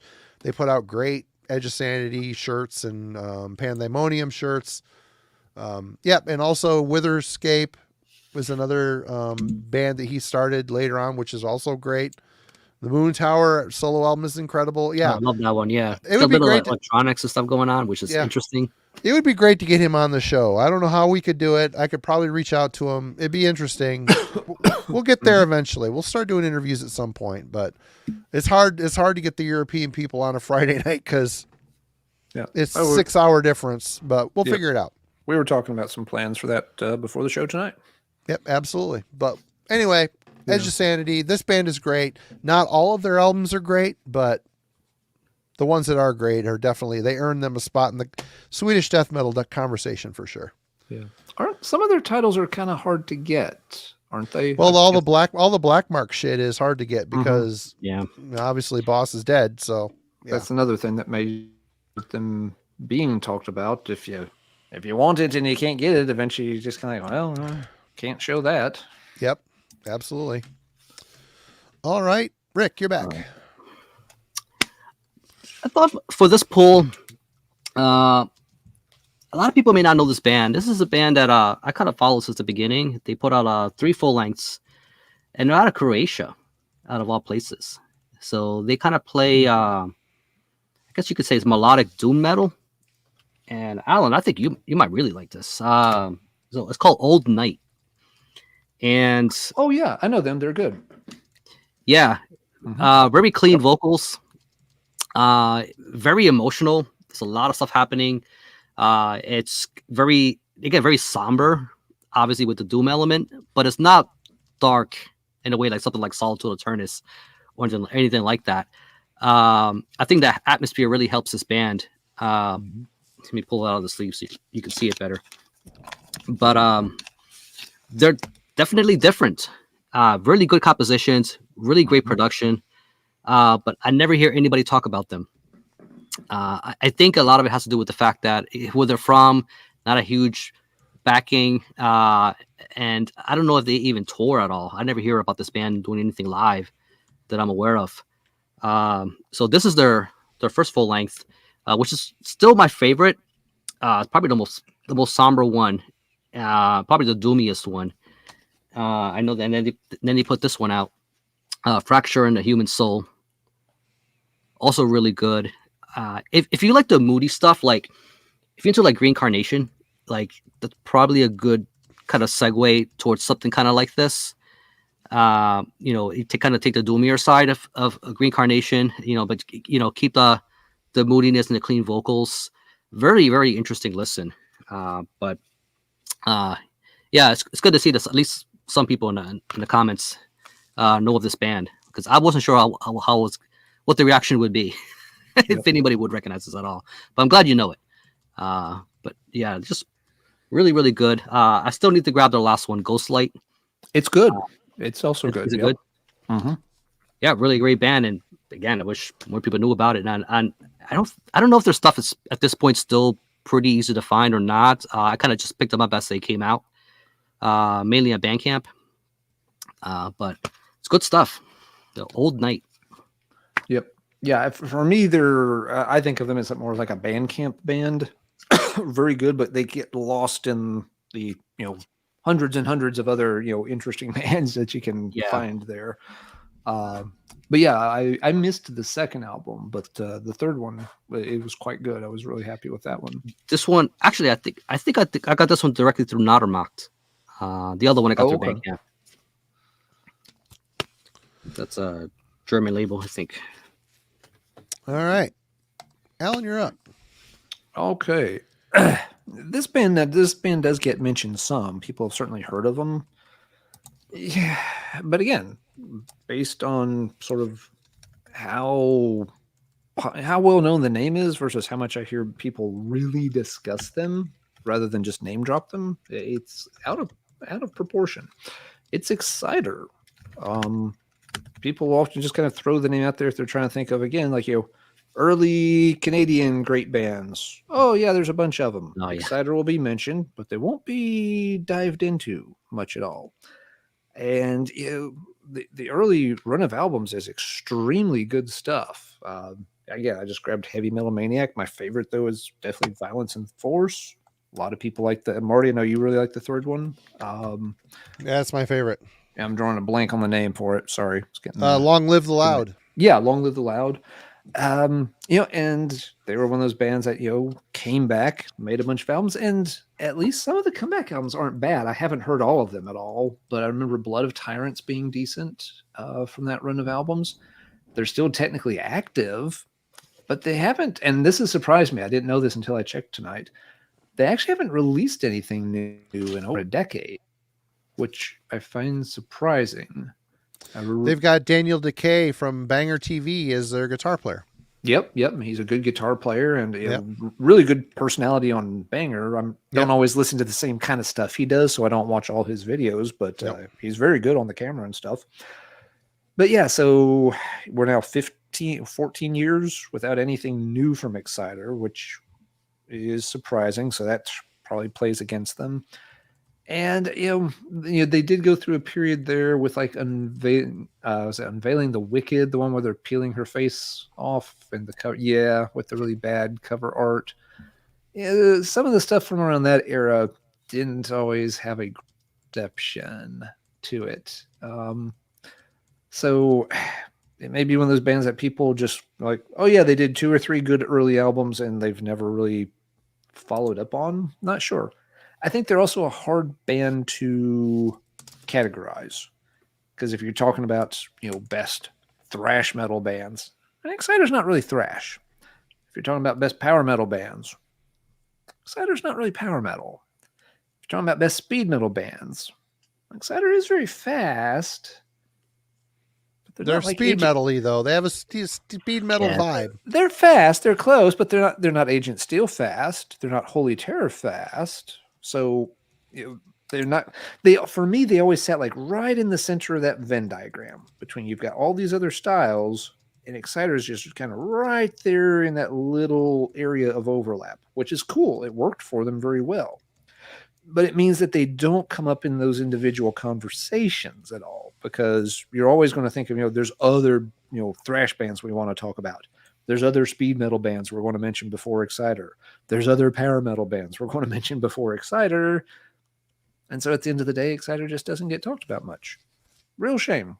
Cool albums, a band that should not be forgotten or overlooked. I want to say, Jack, you mentioned DBC, Dead Brain Cells. I almost picked them for this show, but I kind of see why that they didn't. They have 2 albums that sound completely different from each other. If I like both albums, but I prefer the debut where it's more of a crossover hardcore metalized attack. I love that record. The self-titled Dead Brain Cells album is amazing. I love that album. Universe is weird. It's voivodish, kind of strange, goofy, But yeah, I almost picked them, but I didn't know. I kind of see why that they didn't really carry on. Anyway, I'm up next. Okay. You're up next. I need to figure out. I'll do that last. Another Swedish band. My friend Austin mentioned these You're really guys. hitting Sweden hard on this stream. Just saying. Well, Sweden, man, he really can't deny. But desultory. I should blow myself up here. Into Eternity. Was it a mind-blowing Swedish death metal album? No, and it got a bigger push because it was on Metal Blade. But these first two desultory records are really good. In Bitterness, is that the name of this? Oh, Bitterness. Yeah, just Bitterness. Bitterness is the second one. They were really kind of making a name for themselves. Maybe they were kind of in the shadow of all the bigger bands before them, but it was still really solid, kick-ass albums.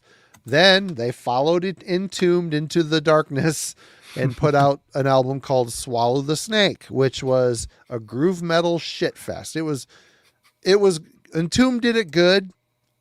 Desultory did not do it. Oh, yes. Alan? You know what's coming. What? Do I say it now or do I wait? Go for it. They should have spit instead of swallowed. Ah, yeah, there you go. Yeah. Got my joke in. But the comeback albums, this is the only one I have of them. Which one is this? This is Through, I can't read it because it's so dark in here. Through Aching Eons. They're good again. They're writing good, solid. This is the only one I have, but I have heard a couple of the other albums, and they're solid Swedish death metal again. They learned their lesson after Swallow the Snake. That album was so disappointing. But yeah, I mean, when it comes to, granted, this desultory stuff got reissued, but I just don't hear a lot of people talking about it. The fanfare around these new albums is really kind of quiet. I don't know. What do you guys think? Desultory. They burned a lot of good, good faith with that Swallow the Snake album. They really did. Yeah. And I mean, one of the things that may have gotten lost with that album too, they had lost, one of their main songwriters before, in that Bitterness to Snake transition. So it made sense the album was going to sound different, but yeah.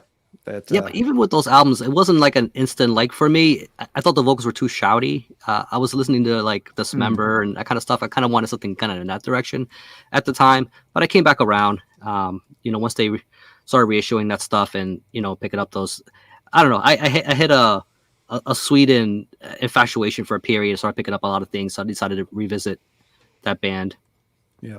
Yes. I always really liked the first two, especially Bitterness. The first one, like, I agree with Marty. It's not redefining anything, but it's fine. Solid. Bitterness, good. I really like. And one of the things I liked with Desultory compared to some of the other bands, they were a little less brutal and a little more melodic. There was just a little bit of a shift there. But for me, it made a difference where they were a lot easier to get into, more memorable.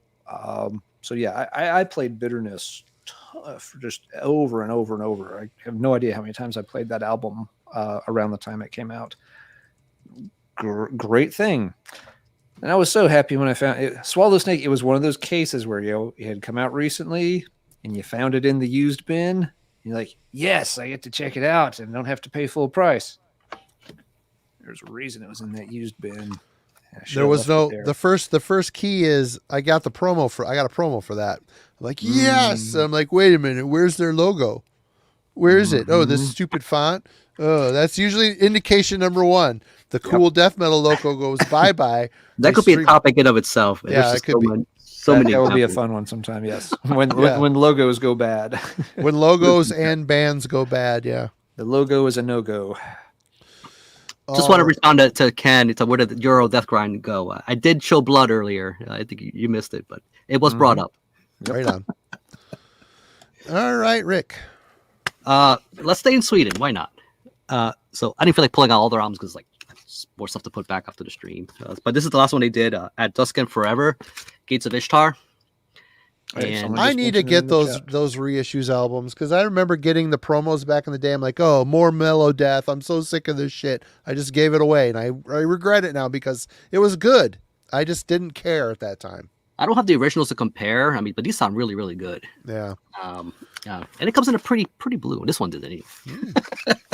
Yeah, it sequentially just put up boom, boom, boom, 3 albums and disappeared. Apparently, they're still active. I know their drummer died at some point. But man, these guys were not. You know, you hear Metal Death and from like from Sweden, you're thinking In Flames, or At the Gates and that kind of thing. But these guys had another thing going on, and they had a black metal-y side to them at the same time, which was interesting. With the way, I don't know, just the way they did the riff. Very interesting. It was definitely something different than what the other guys were doing at the time. Good band. But again, I don't have the originals to compare to what the original production was like. But I just know these reissues are really, really good. This is a band I heard about for years, but never quite dived into until a few years ago. But I'm just glad people can access them again, because this is a band that's kind of disappeared for a while. Though they haven't put out anything new, I wish they would. But yeah, they just don't get mentioned a whole lot. Yeah, I think they really did get just swallowed up in that kind of second tier mellow death. Swallowed up by the snake.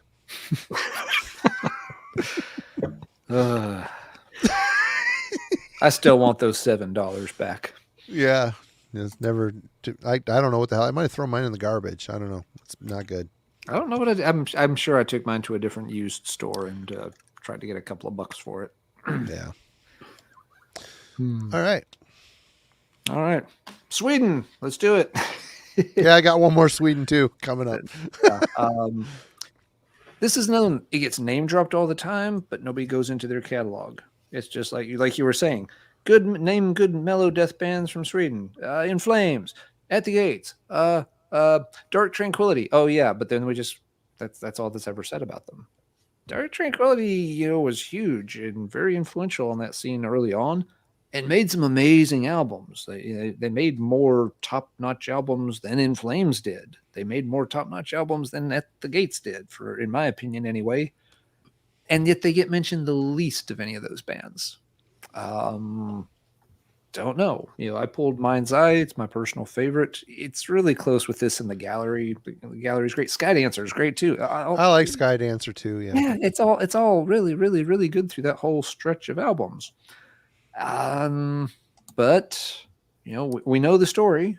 They moved to Century Media. Century Media kind of gets them into the, here's the Century Media style cover art, and here's the Century Media style logo, and here's the Century Media style production. And those albums aren't necessarily bad. I stuck with this band for several of those. Haven and Projector, and there's at least one more in there. It has like a 2-word name.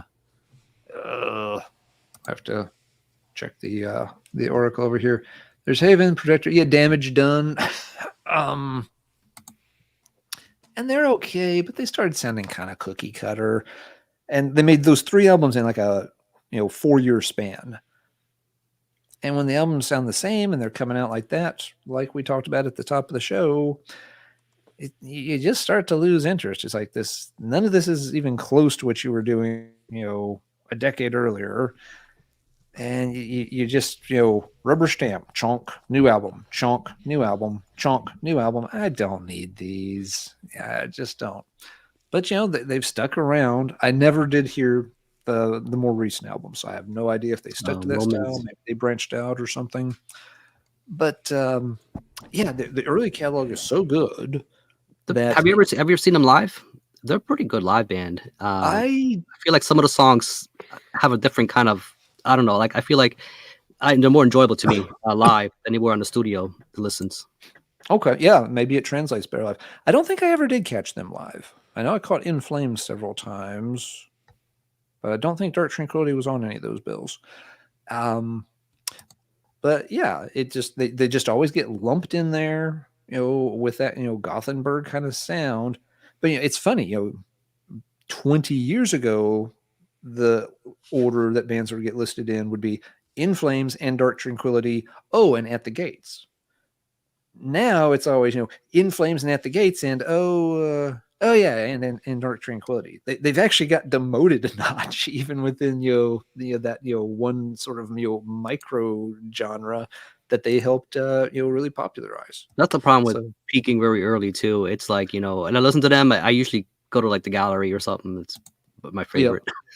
Yeah, and again, they never really they didn't really drift that far away from metal the way like In Flames has. So I could see why maybe people might want to shun In Flames if they were really pissed at the direction they went in. Dark Tranquility didn't do that big a shift over time, so they shouldn't be getting the hate from that. So yeah, a little strange that people just kind of gloss over their catalog and move on to talk about Slaughter of the Soul for the umpteenth millionth time. What did you guys think of the Halo Effect? Do you ever check them out? It's got the dude from Dark Tranquility on vocals, Jesper Stromblad from In Flames on guitar, a couple other big guys in this. It's kind of more of it's a very sweet death vibe, but it's a little more commercial. I've been checking it out. I've been meaning to buy it. It's really, really good. I'm like, wow, I'm probably going to buy it. The vocals are great. Didn't check it out. Yeah. All right. I am up next. Let's go back to Sweden again. I'm gonna end in Finland, the homeland. I must go back to the homeland. But this is a Swedish black metal band called Mork Grinning. Oh yeah. Oh yeah. This album rips. A lot of their albums rip, and they've even come back. I did not get any of the comeback stuff, but I mean, you want to talk about dissection level excellence? This is it. And even though they put out a new album, it got a little bit of buzz for a minute, and it, like all these new releases, it's gone in a month. And you look back on these old albums, and they're really solid. And I don't know who was in this. Let me see here. If this is going to tell me members, got a guy from Canaris Quintet, which is another overlooked classic band from all the other bands. That Sins of Omission is another one, but there's a whole bunch of other bands that these guys have been in that I have never heard of. So only a couple dudes in bands I've heard of on here, but it's really solid black metal. Bands like Sacramentum were in this ilk as well, but Sacramentum got a little bit more buzz than More Grinning did. Another No Fashion band, House of Kicks. So yeah, maybe a little hard to find this stuff now, unless I think this has been reissued. A couple of their records have been reissued. So definitely check this band out. Great Swedish blackened. It's more black metal than death metal. It's very dissection-esque for sure, but good stuff. Yeah. If they reissue it, hopefully they keep that original art, because they tend to reimagine that stuff. I forgot to mention that with the Gates of Ishtar. Like, this is not the original cover. A lot of these No, it's not. were redone. So. The original cover was shitty, if I remember it right. That's part of the issue too. Some people like that old charm, even as bad as the Photoshop is. Wasn't that Gates of Ishtar also another Invasion band? They might, because I got a promo for that stuff too.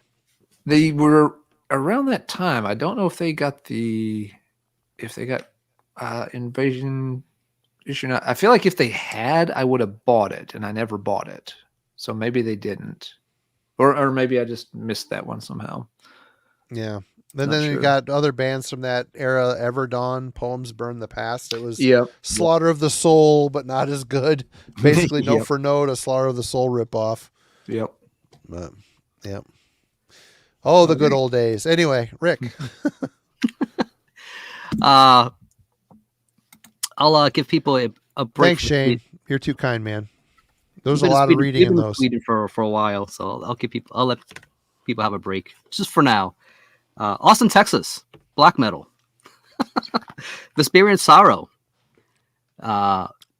And good band, it's got the atmosphere, if you like Old Man Child, a little bit of Karag Angren, it's definitely got that dark, brutal side of them. Plenty of dark atmosphere. This is their second one, Psychotic Sculpture. They actually have a new album coming out this year. Awaken the Grey Light is what they're calling it. So looking very forward to that, actually. But another good, consistent catalog. U.S. black metal. This is one of those bands where you listen to this, you may not think they're from the U.S. You definitely have a European kind of I guess aesthetic to them. But good band. Another one that I don't see mentioned all that often, really, but it's big consistent. Experience Sorrow. Huh. Yep. Haven't heard that one. Yeah, you would not think they're from Texas. No. All right, Alan. All right. Getting to the end of the stack here.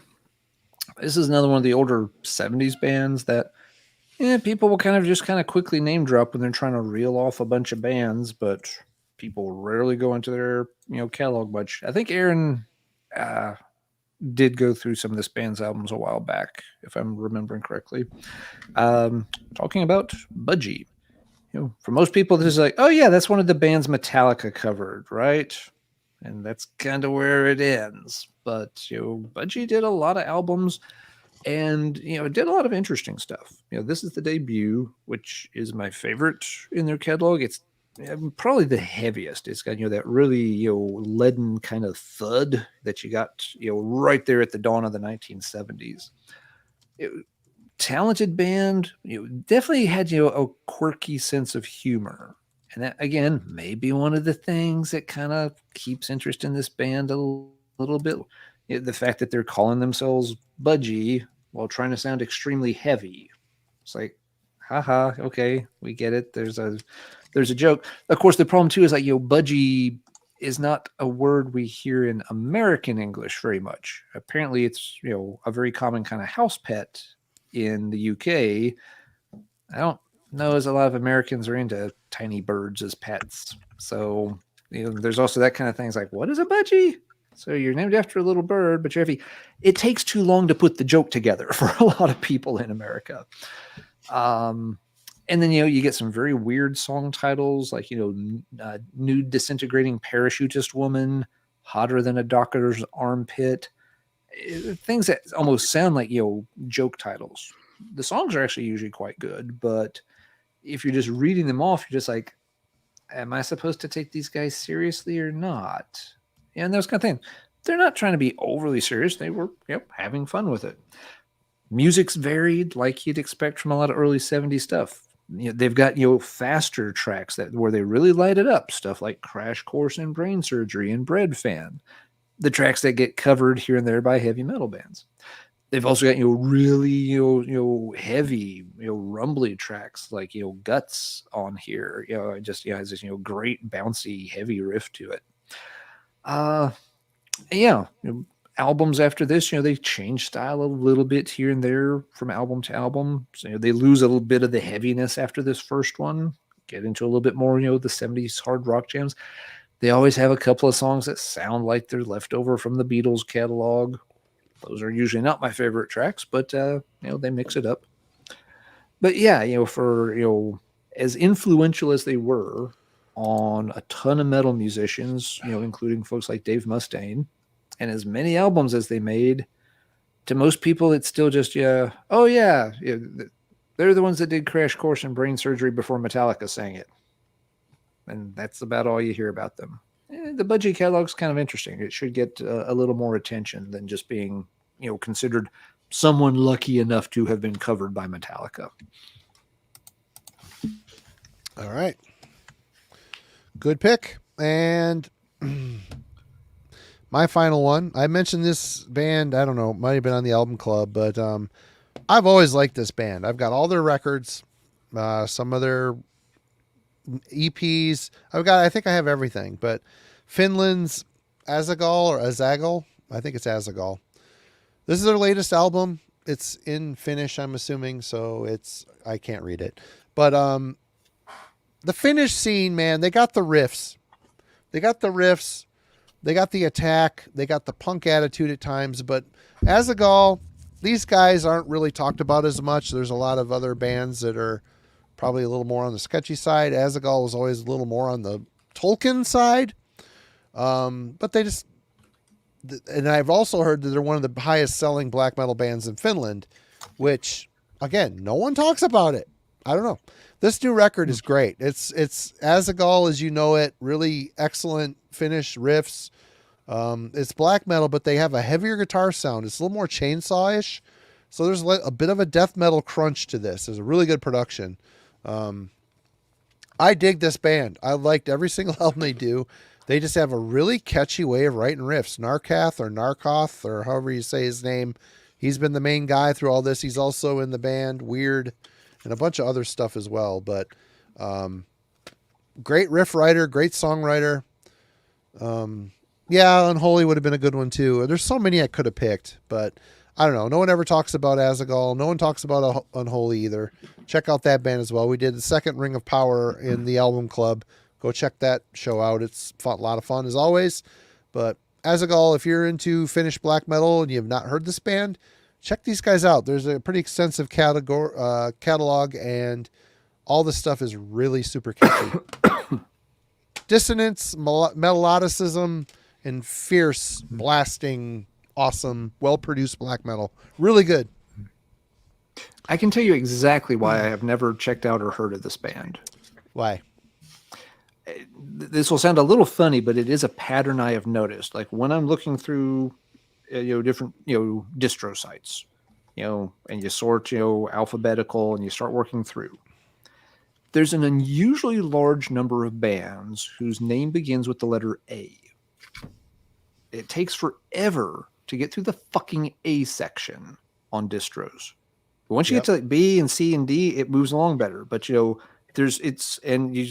thing if you look like on Metal Archives. The A section is always strangely big. By the time you get to Z, on my own shelves back here where I've got things alphabetical, the A's go on forever.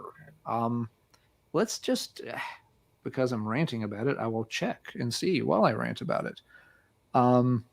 But then with something like Azagal, it comes at the very end of the A section where I'm already kind of pissed off. Just like, get through the damn A's already. It's also one of those names that, while it sounds kind of cool, it also sounds like very generic in terms of like, they picked a name out of like some random book on demonology and slapped it on their band. Don't expect anything groundbreaking. It's just well-written riffs. I mean, really, it sounds like Finnish black metal. I'm not going to lie. Yeah. It is. I love that style though. So and there's nothing wrong with that style, but it's just that, it's this kind of generic looking evil name, and it's in the letter that takes forever to get through. And so I never really noticed, those bands when I'm going through things. It's just like, okay, whatever. It's another A band that has a spooky sounding name, like they pulled it out of the satanic Necronomicon book or whatever. Blah blah blah. Think about these bands; they never choose a name based on the search engine algorithm. Like, okay, how do we pick a name? Well, see, I wonder if they do. I wonder if so many of them gravitate towards names with A that they're trying to get towards the top of the list. That they're trying to be. Most of us, when we go to a record store, we start in the A's and work to the end, and they want to be one of the first things you find, so that you pull them out and spend your money before you get to the U's or something. So I don't know, but anyway, really weird, right? Like Baksak Saksa. You're like, okay, what the heck is that? Yep. So it sounds a little goofy, but I actually think those are reasons that that kind of band will pass me over. And yes, I just checked. I have over 400 albums by bands whose name begin with the letter A. I have to go over 400 rows down the spreadsheet just to get to B for my collection. That's weird. That's a whole lot of A's. Anyway, my weird tangent is done. It's something that we know, if we think about, but we don't talk about that often. And, we do experience that. Oh, man. All right, Rick, I'm going to go use the little boys' room one more time. Yeah. I think this is one of those bands that doesn't sound American, at least with the influences that they have. They're not doing anything new or groundbreaking as far as, with the style that they play, but they do it really well. And they're putting out a new album this year. So this is the last one. Cold Dead Lands, Gray Skies Fallen. They're from New York. A band out of New York that kind of plays, I guess, melodic death doom. Think of I don't know. Think of bands like October Tide, Insomnium, or a little bit of a middle era Opeth. So a very moody band. But I never hear anybody talk about them either. They've been putting out stuff pretty consistently. And I really dig it. But you listen to this, you're like, they're from New York. Yes, they are. But yeah, if anybody recognizes this band, but like I said, I'm looking forward to the new album. This is another one, just like Dev, Spear and Sorrow. It's on the list of stuff that I definitely want to check out because I did enjoy this one quite a bit. So they actually have a good number of albums. Yeah, they were around a while. They were together since at least since 99, 98, 99. Oh wow, something like that. So they're not like this new kid on the block. They've been around a little while and putting out material. So they're around when those other bands were putting out albums. But yeah, Gray Skies Fallen. Yeah. And see, here's why I lose track of that band. Like I had no idea they would go back to 99. It's because there's so many bands that want to play in that style that you just described. Yeah. It's always Gray. At the time, I'm like, well, if I'm listening, this is out. I'm like, I'm already listening to Opeth or something, like. Yeah, but yeah, there's so many of those bands want to have like Gray in their name, or their album cover is Gray, or it's October in the name, or November in the name. Yeah, the name they're already playing similar styles of music, and then they make their products look so similar. And the names are all kind of drawing from the same, pot of words and stuff. That's why it took me a while to get into December Noir. Like, it sounds like November's Doom. I might as well just listen to November's Doom. Yeah. November's Doom is another one right there. November's Doom, October Tide, Gray Skies Fallen. There's another gray one that I'm not thinking of off the top of my head. And it's just like, and so I mix them up. Like, that one, Gray Skies Fallen, I was thinking it was a newer band. I was like, oh, no, that's one of the older bands. Oops. And I think this is why they don't get mentioned either. This is one of those bands where you're not going to mention them first on the list. If you're going to recommend bands, you're going to recommend, Ghost Brigade or, Catatonia and anything with that kind of moody nature as a little on the doomier side, gloomy. Yep. They're not going to get mentioned, even though they've been around a while, it's like, I would recommend it if you're already listening to this material and I know you like it. Yeah. If you're trying to drill into it for more bands, here you go. And I get it. If a band's trying to play that style of music, they can't name themselves, Happy April Easter Bunny. You can't go in that direction with it. It's not going to fly. But it still would be nice if they could maybe find a way to make their identity a tad more unique from all the other bands that they're, in a way competing with. Again, it's late. I'm getting grumpy. All right, Alan, what you got? Bring us home. All right, last one for the night. One more 70s band that, yes, they're big. They've gotten coverage, but these days they just get lumped in with all the other bands who aren't Black Sabbath, Deep Purple, or Led Zeppelin. It's Uriah Heep. They've been around for a very long time. They've put out a lot of very good albums. Ooh, hold that thought. When people talk about them, they really only want to talk about Demons and Wizards. That will get, a thumbs up here and there from folks. The rest of the catalog goes largely untouched by most folks. It's another band where a lot of people say, oh yeah, I've heard Demons and Wizards. Okay. What did you think about the other albums? How many other albums did they make? Lots. Oh, wow. Didn't know.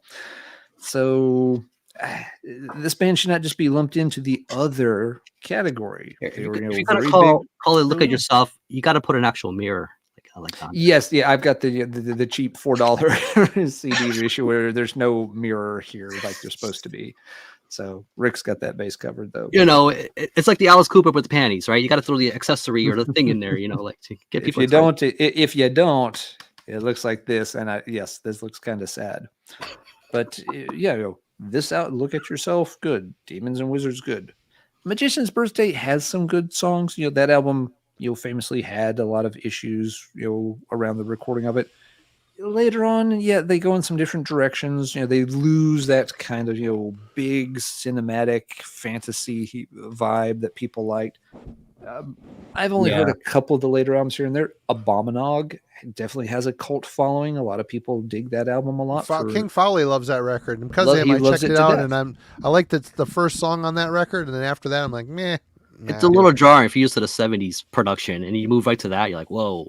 Yeah, it's a different album from a different era. I like it. I haven't heard it in forever though. Yeah, even some of the stuff they've done in the 2000s are not bad albums. They're not going to blow anyone away, but they still do good stuff. Thanks, Shane. You're too kind. Appreciate Thank you, it, man. Shane. Thank you. But yeah, my point being, sure, the band has a big legacy and all that, but in terms of how much they get discussed, a lot of it just focuses on the one album, and the rest of the time they're just in that other category where with UFO and some of these other bands were just like, and other good 70s bands that had something to do with early heavy metal. Let's talk more about Paranoid. Been there, done that. Talk about something else. You're hitting on an interesting point because it's kind of like that stuff was the heavy stuff at the time, right? And we're things have kind of moved the needle towards the bigger down-tuned stuff, people playing 8-string guitars and everything that's going on. And you go back to listen to that, these kids will say that's not metal. That's not nearly. It's kind of like, well, but I also run into young people who have an appreciation for that stuff from that time, but they're gonna have a very different perspective than what we have as far as what they considered something that's heavy. Oh yeah, it's good music. I mean, good music is good music. Yeah. Well, I mean, even amongst our generation, a lot of folks have trouble with this not being heavy enough. For kids that grew up on 90s death metal, yeah, you're right. Heaps, not going to come across as that heavy. So I get there's not it's not going to appeal to everybody, but like you said too, Rick, it's still really good music. And if you're going to sing the praises of things like 70s era Scorpions and Mark 2 Deep Purple, Uriah Heep's part of that conversation. Anyway, that's my last one for the night. Marty, what you got? I'm done. Rick, what you got? If you have a couple, finish them up. I've been kind of pulling them as you guys been showing stuff. So I've been going through my stack. So I picked up these Dionysus reissues. Oh, nice.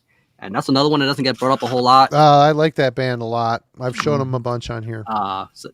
For some reason, they decided to release them all like in these A5s. Those are so fucking annoying. I'm sorry. And it doesn't have the original artwork, on top of it. Yeah.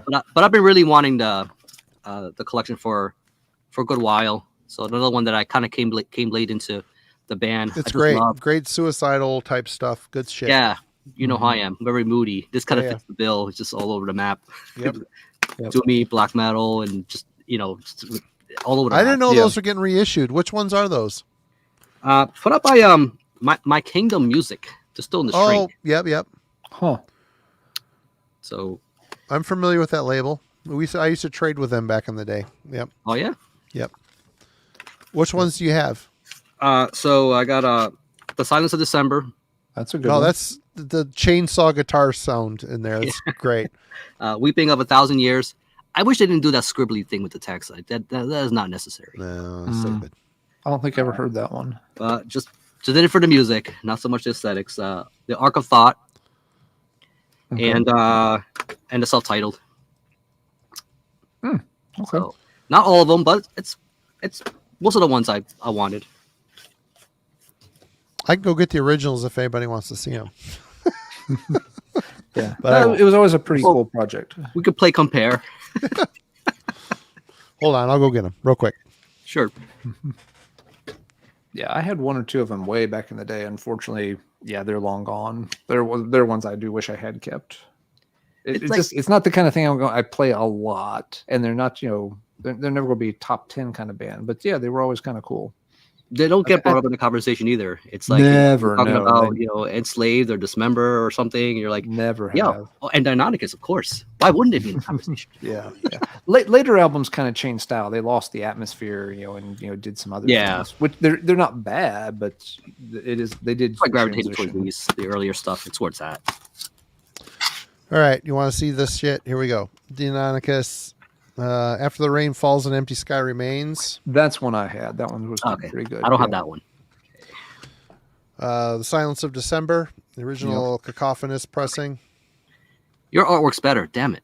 Got the shitty corpse paint, blonde hair, and tiki torch. Doesn't work.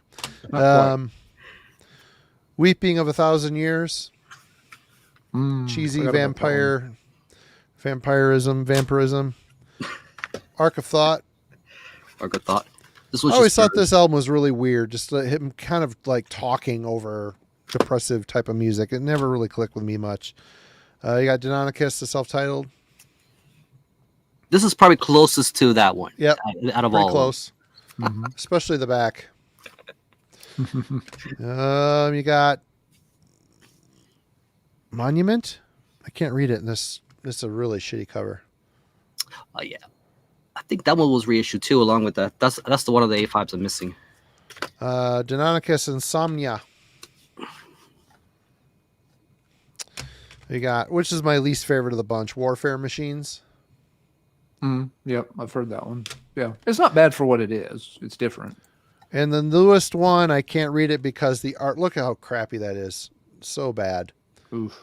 It's a long title. Wait, I have it pulled up here. It is called Ode to Acts of Murder, Dystopia, and Suicide.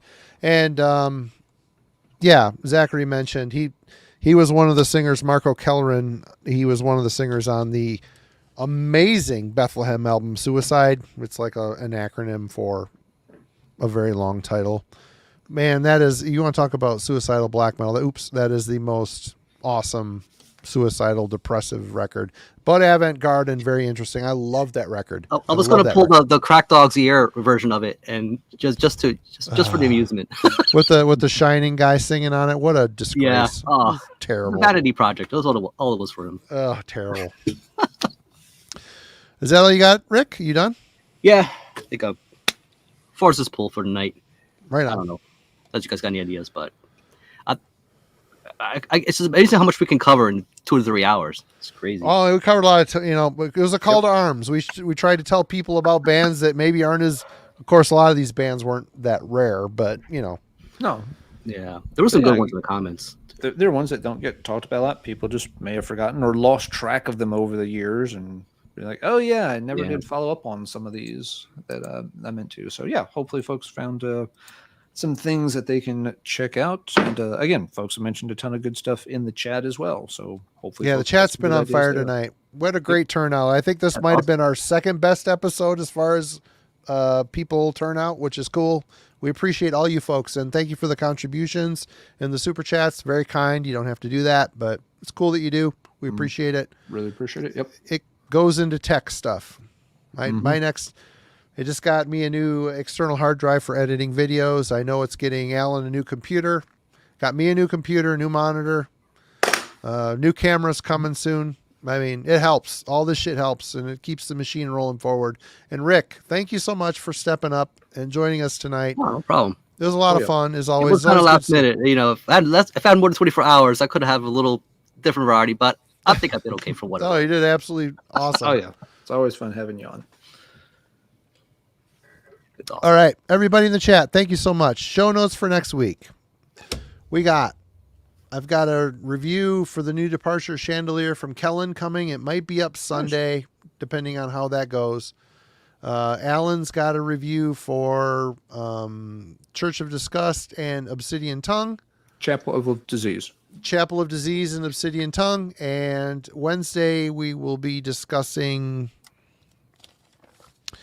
I can't remember the name of the album. Melanie picked the album. I can't remember what it is. Necro Wrench, the new Necro Wrench. And then a week from today, Kingsley Fowley from Deceased will be on. Good to have him back. And we'll be discussing our favorites from the year 1988. Also, 2 things. We're on Instagram. We are also on Facebook. Please go check that stuff out. I hate to sit here and harp on the social media crap because I suck at it, but they're there. If you want to find out what's coming up, subscribe to those or like those, and you'll be seeing the thumbnails and all that. It'll let you know what's coming up. Maybe you won't forget about it. So we're here every week. We're trying to pump stuff out to you folks. You're one of the best communities on the internet. We really appreciate you so much, everybody. I would say sleep well the night before next week when Fowley's on, because it could be a long stream. It could be a long chat, for sure. Rick, what's coming up with you? You just put up a new algorithm tickling video talking about Carrie King today. I watched that before we got on. More for me to get my ass off and start, putting out stuff a little more often and just, find reasons to make videos. I just love the community and everybody else. And, I feel like I got things to say, things to show. And I feel like this, before things get really busy, still early in the year. So I'm kind of taking advantage of this time window also at the same time before things pick up. So I've been slacking on the metal tag that will be coming. So you guys will get your 20 questions fulfilled. All those holes will be filled. So, right on. So look forward to that. I already got, I think I got most of the editing done on that. So I just gotta, how I do it. Oh yeah, definitely. And everybody that may not know, Alan has his own channel as well called Let's Talk Metal. Link in the description. Please go subscribe to him. What you got coming up Tuesday? He posts new every Tuesday. Yep. Video each Tuesday. This past week was a discussion of the zoetrope. There's been discussion on the best way to pronounce the name, which has been interesting. That could have been on our list tonight. It could have been, and someone mentioned it in the chat. Yeah, I think it was Earache mentioned it in the chat early on. But this coming Tuesday, going to talk about the United Forces book published by Bazillion Points in 2023 that covers the Brazilian metal and hardcore scene from the late 1980s. So I made my way through that book during the holidays, and I'll be sharing my thoughts with it on Tuesday. Wow. Right on. There you go, everybody. Check out the Dreadful Minutes. Check out Let's Talk Metal. Go to our link in the description for t-shirts. We have a bunch of t-shirts. Eventually, coffee mugs are going to happen too. I just need to. Such as this by Lee. Yeah. Amazing artist. Yep. The Sex Condor shirt is out and ready to be consumed. This channel's been kicking ass. You showed the Eternus earlier, and that was one of the ones showed an example when Lee was on, because with the logo in the back, which wasn't a good idea. Right. But cheers, everyone. You all rule. Have a great night. Listen to metal. It won't kill you. It's all good for you. Cheers. Be serious. Everybody. Be serious.